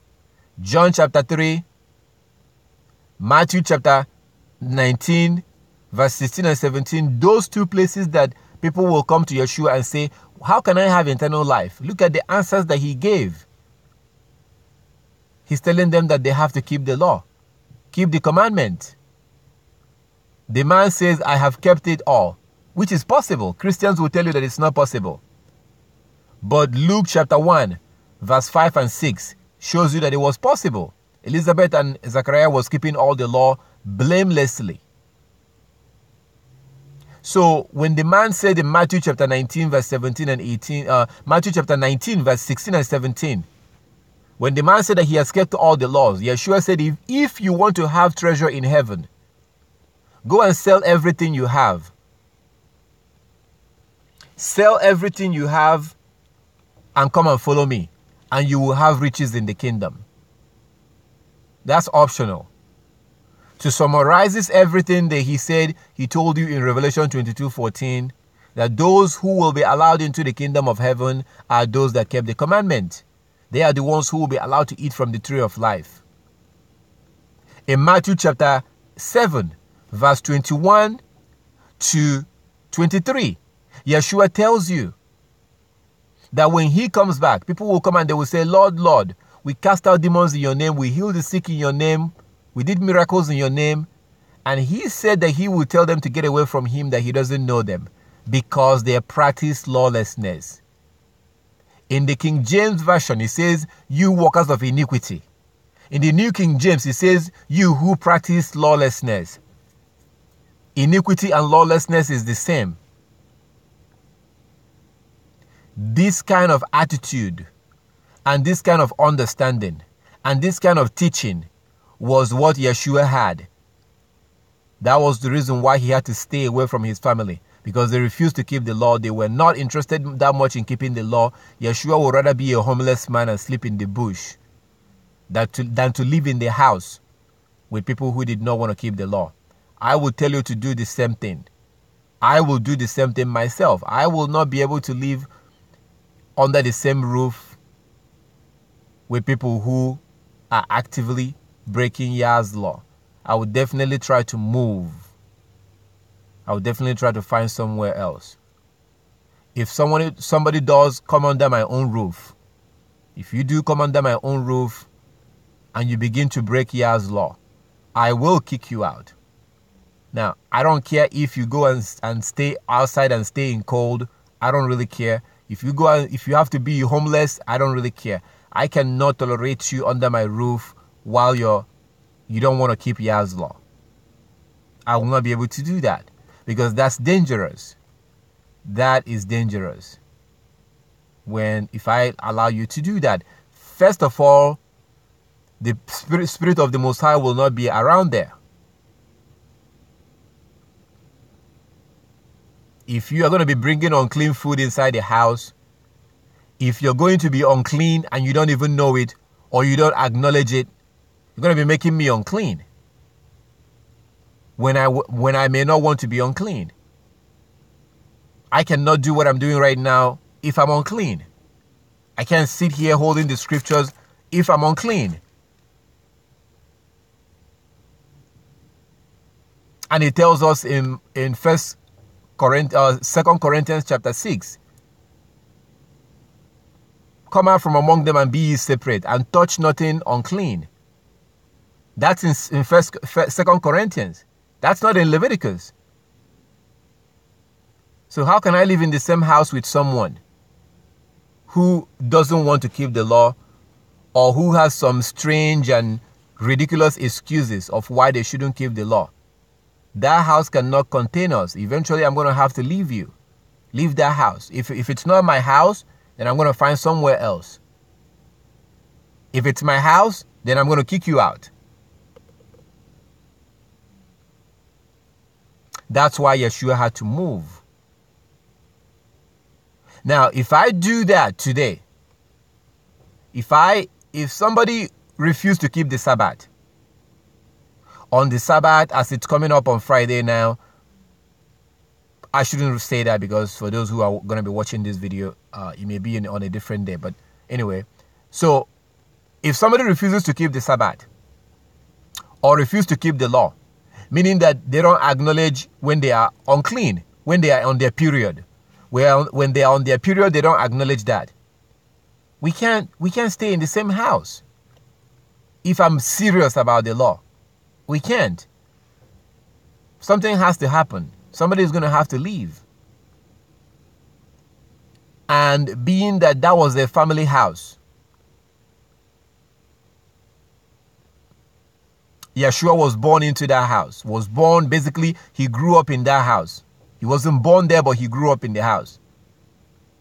He can't kick them out. He couldn't kick his family out. So what did he do? He took his stuff, he left. He would rather go sleep in the bush than to stay in that house with them. You go back up to Abraham. You see the Most High telling Abraham to get away from his family. So following the Most High God, following the Bible means that you will most likely stay away from your family, because your family would not want you to do this.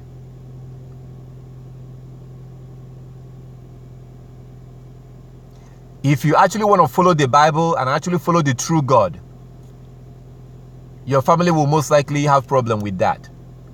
Your family will have problem with the way you're beginning to dress. No longer wearing, if you're a woman, you're no longer wearing tight jeans and short skirt and tight clothing. We're not supposed to be wearing tight clothing. Any clothes that is tight, we're not supposed to be wearing that. I'm not going to go too deep into that right now. But if you look at Jubilees, chapter 3, verse 31, the Most High told us not to dress like the Gentiles. So when you stop dressing the way you used to dress, and you now have this veil on your head, you're dressing moderately. Many of your family members will not like that, and they will accuse you of joining a cult. When you begin to grow your beard, you're staying away from unclean food, you're wearing tassel, they will say, so your family members are the first responders when it comes to the changes that you're going to be making. I have some relatives that we used to talk regularly. They will call me regularly. Oh, how are you doing? Or whatever. They will call me, but they no longer call, and I don't call them anymore. I will not deal with anybody who refuses to keep the law, be it my family member or an outsider, because it's dangerous. I'm trying to work out my own salvation, and I will do whatever necessary according to the law to do that. Because at the end of the day, on the judgment day, I'm going to stand and be answering for myself, and you will stand and answer for yourself. So these are the reasons why Yeshua had to leave the family members and went and stayed where he stayed. And he confirmed this when he made a statement and said that the birds of the air have a place to lay their hair, or have a place of their own, but the Son of Man have no place to lay his head. What does that mean? The Son of Man has no place to lay his head. Yeshua was a homeless man that slept in the mountain at night. In the daytime, he comes back to the temple and be teaching. So I just want to remind you, so when you are getting ready to complain to the Most High about how difficult things are for you, when you're getting ready to complain, just keep in mind that when his own son was on this world, he was a homeless man. Not because he couldn't get a house, but to make a point to us that man or men and everyone cannot live by bread alone, but by every word of Yah, as it says in Deuteronomy chapter 8 and chapter 9. If you read the two chapters, you see it. That's where Yeshua got that quote from, the quote that he made in Luke chapter 4. So that's the reason why Yeshua had to move out. He was not the first person to do it. Abraham did it. Abraham left his family in order to follow Yah, because his family they were pagan. So you do that if you have to. Do not live with family members who refuse to keep Yah's law, who are trying to get you to send your children to the worldly school system and trying to get you to do all this. If any of your family members wants you to send over your son to help them on a Sabbath, you're going to say no. Are they going to be happy with you? No. You see how problems can arise between you and your family members. If you have a husband and you want to keep the law, but he doesn't want to keep the law, you know that things are not going to go very well, because he thinks that you're crazy. He thinks that you've joined a cult, which is exactly what people are going to be saying against you. But you should ignore them. You should ignore them, because when you begin to keep the law, people are going to think that you're crazy. People are going to say all manners of evil against you. That's what Yeshua says in Matthew chapter 5. In Matthew chapter 5 from verse 10, Yeshua told you that. Matthew chapter 5 from verse 10, when you begin to keep the law, people are going to be saying evil things against you. Matthew chapter 5 from verse 10. Blessed are those who are persecuted for righteousness' sake, for theirs is the kingdom of heaven. Now, if you don't know what righteousness is, you should know that by now. You can go to Psalm chapter 119. Psalm 119, verse 172. Psalm 119, verse 172 tells you what righteousness is. You can also get more confirmation of that in Luke chapter 1, verse 5 and verse 6. It tells you what righteousness is. Anyone who is keeping the law of the Most High is a righteous person. That's what righteousness is. So Yeshua says in Matthew chapter 5 from verse 10. Matthew chapter 5 from verse 10. Blessed are those who are persecuted for righteousness' sake. So when you begin to keep these laws, people will persecute you. People will say all manners of evil against you.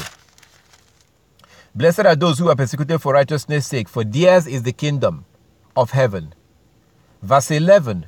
Matthew chapter 5 from verse 11. Matthew chapter 5 from verse 11.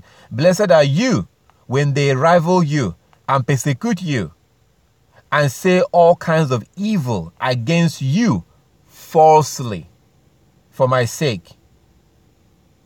So people are going to be saying all kinds of evil. It used to get me in the beginning. I got to tell you, it used to get me in the beginning. It used to be a problem for me in the beginning, years ago.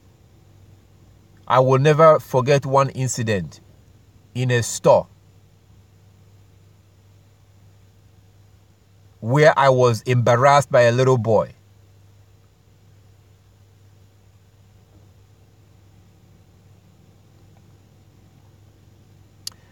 Before that, I basically shaved out my beard,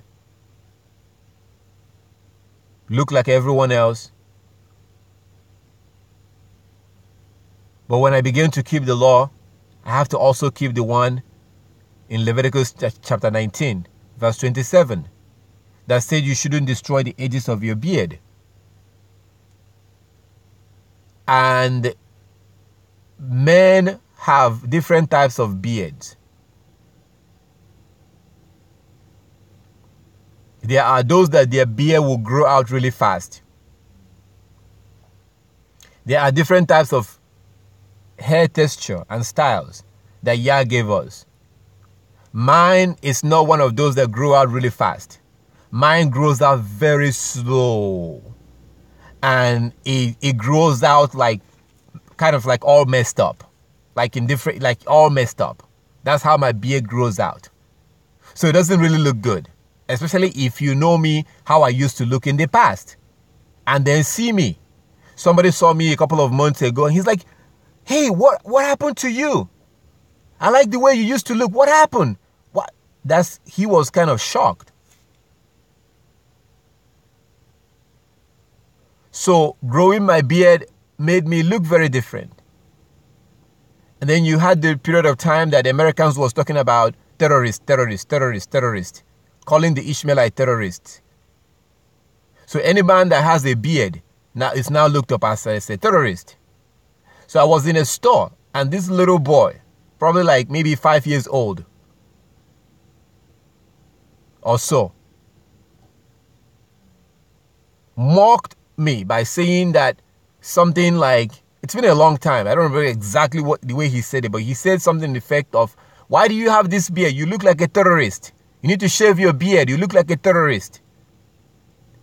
Now, in the middle of a store where you stand out, I have my tassels. I had a lot of, my tassel, the way I sewed my tassel, I had my tassel sewed right here. Now I have it only sewed at the bottom, at the bottom of my garment, of my shirt or my robe. I have my tassel sewed around, like it says in Numbers chapter 15, verse 37 to 41. Yeshua also wore tassel, according to Matthew chapter 14. Matthew chapter 14, if you read it, you will see that Yeshua wore tassel. Matthew chapter 14 from verse 34, Yeshua wore tassel, and also Luke chapter 8.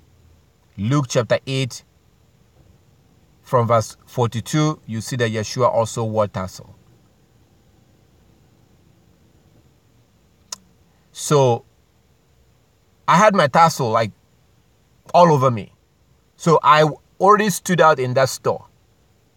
Because the clothes I was wearing, normally people don't put tassels in that cloth. So I stood out already with my beard. And then this kid said this. That was very embarrassing. The point I'm trying, this is a little child, like probably like 5 years old. So the point I'm trying to make is that this is real. You are going to go through things like this. People are going to mock you. If you are a woman, people will begin to say things like, why do you have that thing in your head? Why are you wearing that thing? Why are you covering your hair? No, God gave you your hair to show your hair. They will also say things about your body. Why are you covering up your body? God gave you your body for you to show your body. Why are you covering your body? These are lies from Satan and the children of Satan. The Most High wants us to cover ourselves. If you're a woman, you have to cover your hair. I'm not going to get into the reason why that's the case right now. You can read 1 Corinthians chapter 11 to see more information on that. But there's a reason why that goes back to the garden. And you being rebellious to that. Let me start with the men. You being rebellious when it comes to your beard. That is a foolish thing to do. You shaving your beard is a foolish thing to do. If you look at 2 Kings chapter 10, you see that it's a shameful thing for a man to shave his beard. It was a shameful thing. Even among the heathen. Look at all these pictures. Look at the money that you have and look at all these pictures of those men. Most of them have beards. So when you shave your beard because you're trying to look like the Gentile, you shave your beard, shame on you. You are foolish if you do that. Because you're trying to please men and not your God. There's a reason why your God gave you your beard. I'm just using something that is physical, that we can see. There are many, many other laws that we cannot see that you also need to keep, that we also need to keep. Same thing with the women. The Most High wants you to cover your hair. And it's the women you see in the Bible did cover their hair. Genesis 24, Numbers chapter 5:18, the book of Ruth, 1 Corinthians chapter 11.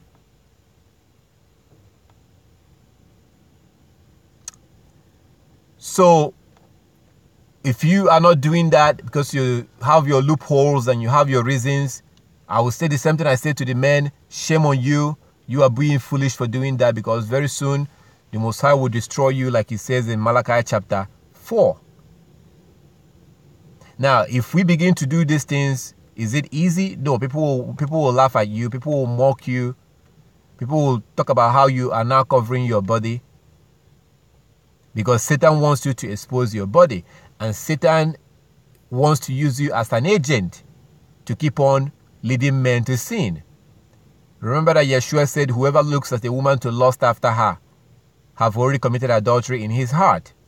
When you wear those short skirts and tight jeans and tight dresses, there are some dresses that are tight. It could be a dress, but it's still tight. If it's tight on you, you shouldn't wear it. Because when men look at you, they're lust after you. When men look at you and look at your behind, they're thinking about sex. It says in Sirach chapter 42, Sirach chapter 42 verse 12, it talks about your charm. That charm that is talking about in girls, that's your behind and your breast. It should be covered up. according to Sirach chapter 42. But Satan and his children today, the Europeans, are now making all these clothes and tempting you to wear them, to expose your breast and your behind. When you go buy them and you put them on, you're becoming an unconscious agent of Satan who is being used, because when men look, I'm talking about real men, I'm not talking about all men, I'm talking about real men. When a real man looks at you, they're lusting after you, they're thinking about sex. If you are wearing something that is tight and your behind is like, it's tight and very tight, like I have demonstrated this, I can show it on the picture right now. For those who are online live, you can see that. But when any clothes that you're wearing that is very tight, according to Jubilees chapter 3 verse 31, that's not being covering. You have to cover yourself. Example, look at the way that the Muslim women dress. Look at the way that the Catholic nuns dress. I'm not trying to legitimize the Catholic nuns, but the way that they dress, the covering, the dress that they wear, look how loose it is. That's proper covering. Anything that is tight on you, even men too. If you're a man, you can't wear anything that is so tight, you're trying to show your six-pack. No. Because just like women can seduce men, men can also seduce women. So we are told in Jubilees chapter 3 verse 31 not to dress like the Gentiles. The Gentiles today are obsessed with nakedness. That's why they are making those clothing in their companies. Tight jeans, short skirt, tight dresses. When you put it on, like they have normalized it today. Oh, you dress sexy. Oh, that looks so sexy. You look sexy. You look good. When men look at you, they're lost after you. When real men look at you, they want to have sex with you. But they're not going to come to you and ask you for sex. They will not do that. They most likely know you. They will not do that. Or they don't know you, they will not do that. But I will tell you what they will do. They're going to look for the next strip club. They're going to go watch pornography. They're going to go on the street and look for a prostitute to have sex with. You have now caused them. That's why Christ said, whoever looks at a woman to lust after her have already committed adultery in his heart. So when you dress like that, you are allowing Satan to use you as an agent to continue to tempt men.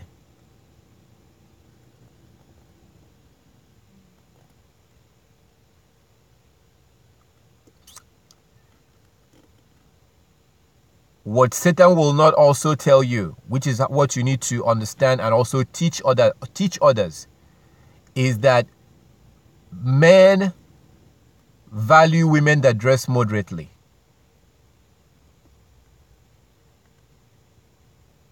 Men value women that dress moderately. Again, let me start with the men. I was in a bank some time ago, and I was wearing a Hebrew style of dressing, a robe.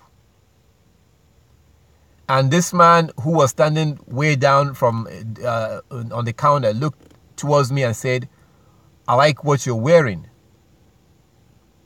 I said, "Oh, thank you." He said, "It looks very respectable. It makes you look respectable." So what you wear matters a lot. Like it says in the book of Sirach, the way you dress tells a lot about you, what you wear. Now, I'm going to tell you something that is like a gold, like it's like a treasure that most young people don't know about today. If you dress sexy, you are going to be attracting losers. The boys and the men that will talk to you are people that just want to have sex with you. Now, when they come to you, they will not tell you that. They will tell you how much they love you, they care about you, they miss you. These are all lies. The reason why they're interested is because they saw you with that tight jeans that jeans and that short skirt and that tight dress. It's not only jeans and short skirt, but dresses also can be too tight. It shouldn't be tight on you. It should be loose. So when they come to you, that's what they attracted them. They want to have sex with you. And they will leave you. So why would you want to deal with anybody that became interested in you because of the way you dress? If somebody becomes interested in you because of what you are wearing and because of your looks, when you get older, that person will leave you because they became interested in you because of looks. You will not always look the way you look now. When you see a grandma with her face all wrinkled up, there was a time that grandma was a baby.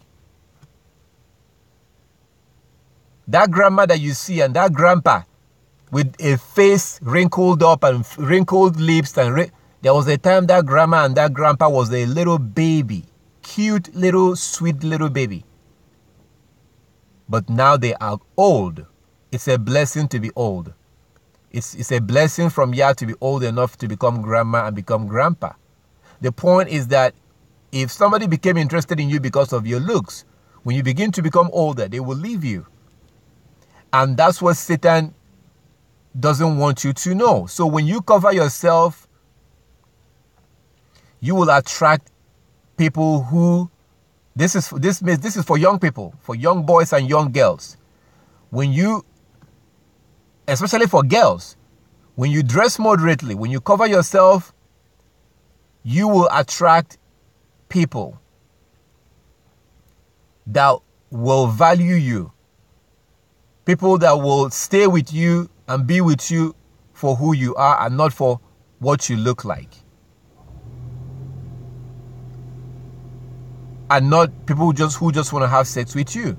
And also, you will not be working for Satan. When you dress with tight clothing and stuff like that, you're working for Satan because you're now making yourself an agent of Satan for men to look at you and lust after you. So these are things when we begin to do these things, as Yeshua said in Matthew chapter 5 from verse 10. Blessed are those who are persecuted for righteousness' sake, for theirs is the kingdom of heaven. Blessed are you when they rival you and persecute you and say all kinds of evil against you falsely for my sake. Verse 12, Matthew chapter 5 verse 12. Rejoice and be exceedingly glad, for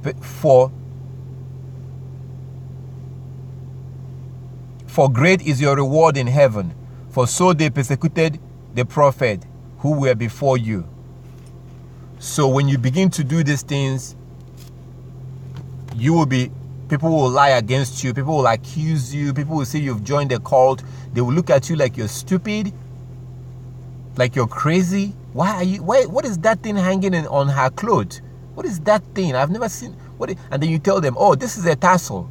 Oh, I'm wearing this tassel. You know, we're supposed to wear it. It's in the Bible. They will think, what Bible is she reading? What Bible is he reading? So you have to understand that these things are bound to happen. So, in closing, these are all the things that Yeshua, he could not just sit there and put up with this crap from his family, so he left. He would rather live by himself in the bush than to live in a house full of brothers and mother who doesn't want to keep the law. He would rather just go sleep somewhere else. And we are also going to be ready to do that. Because that same Yeshua says in Matthew chapter 7, verse 13 and 14, that blessed, it says that Matthew chapter 7, verse 4, chapter 13 and 14, that narrow is the way that leads to life, broad is the way that leads to destruction. We are not supposed to be doing the things that everyone else is doing. Everyone else is going to school. Everyone else is dressing how everyone else is doing. Everyone else is eating what everyone else is eating. Everyone else is doing whatever everyone else is doing. We're not supposed to do that. Noah and his family did not do that. And Yeshua told us in Matthew 24 that before he comes back, he will be as he was in the time of Noah. If you really want to make it into the kingdom of heaven, then people will think that you're crazy. If you're going to make it into the kingdom of heaven, people will think you're crazy. And the things you do will not make sense to people. It's very important to understand that as we go on this journey. If you're going to make it, you need to understand that. That's why Yeshua had to move out. It came down to the law. But all praises to our Heavenly Father. I pray and hope that this has been helpful for you. I hope that you are not just a hearer, like James said. Be not just a hearer of the law, but a doer of the law also. Because I will tell you, and I'm going to use a word. I'm going to use a word that you have been taught to be offensive. I'm going to use that word to describe you. If you're doing what James says in James chapter, if you do what James said, then you are a fool. It's foolishness to only be a hearer of the law and not a doer of the law. I have come to realize that some people love to hear about things like this. Some people love to hear it, but they don't want to do it. They don't want to put it into practice, but it makes them feel good. And if you're coming here to just hear something that will make you feel good, but you go on after hearing this, you go on to continue to shave your beard, you go on continue to eat unclean food and not caring about clean and unclean food. You go on, if you're a woman, not realizing when you are in your period that you are unclean. You're not to touch anything that is holy. If you go on not to put on your tassels, if you go on not to put these laws into practice, like James says,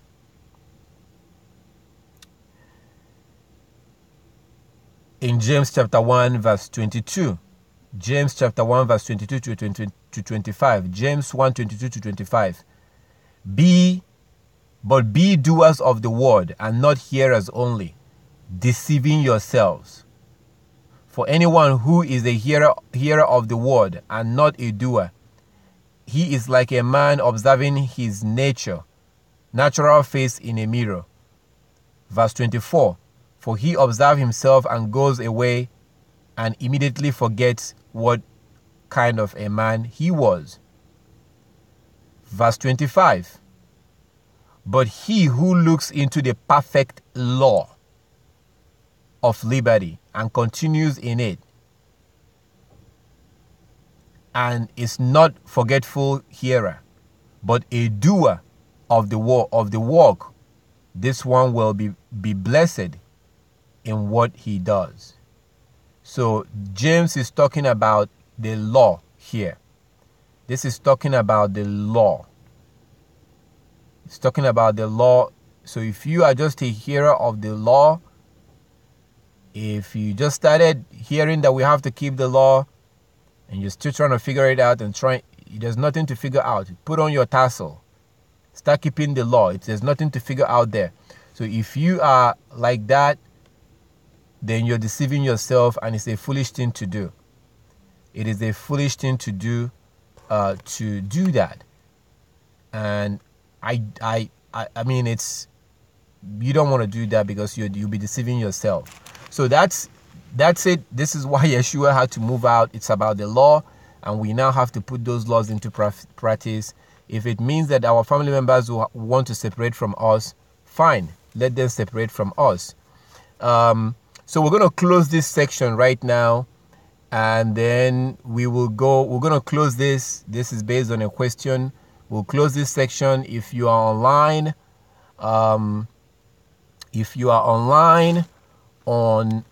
on YouTube, you can. I'm going to close this section, this part of the program, and then we'll move on to the next one. So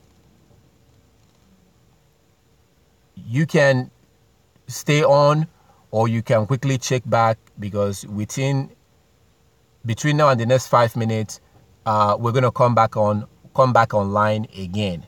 So if you're participating, you can come back on, but we're going to close this section, and then we will come back on between now and the next 5 minutes, based on the question. If you do have any question, you can send it in. You can text it to me. If you text it to me on the phone number you see, the phone number, if you text that, I will get that text message immediately right now. If you have any question yourself, you can text me, if you want to.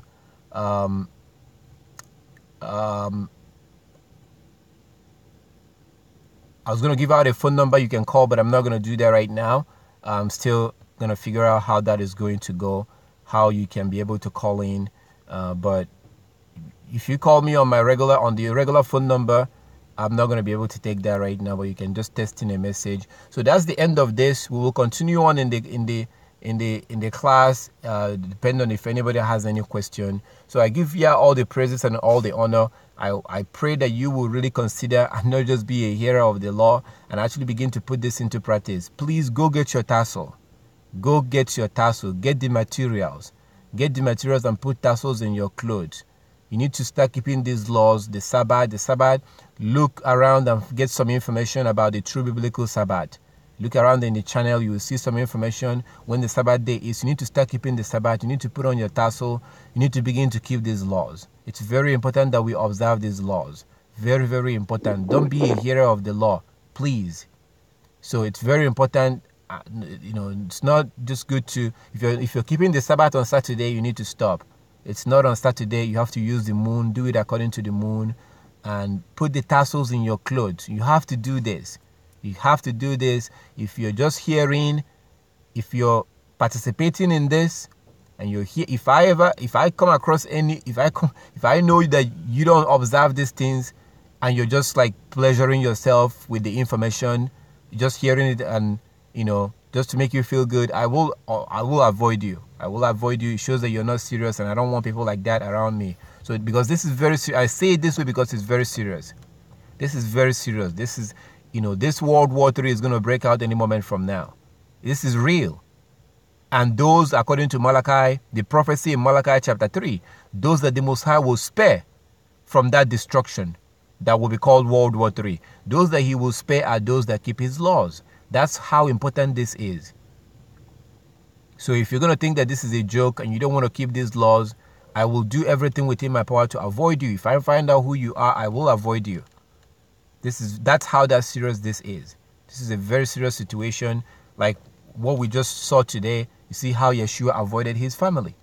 But all praises to our Heavenly Father for everything. Like as I said, if you're watching online, we may come back on again, depending on the question that comes in. Now, as time goes on, you will be able to call in on a day like this if you have any question. But I will come back live on again between now and most likely in the next 5 minutes.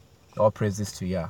And if you do have any question about any of this, feel free to contact me. Please feel free to contact me. If you have any question about any of this or any of the laws, feel free. You're more than welcome to call anytime. Look around in my channel and you'll see the contact information.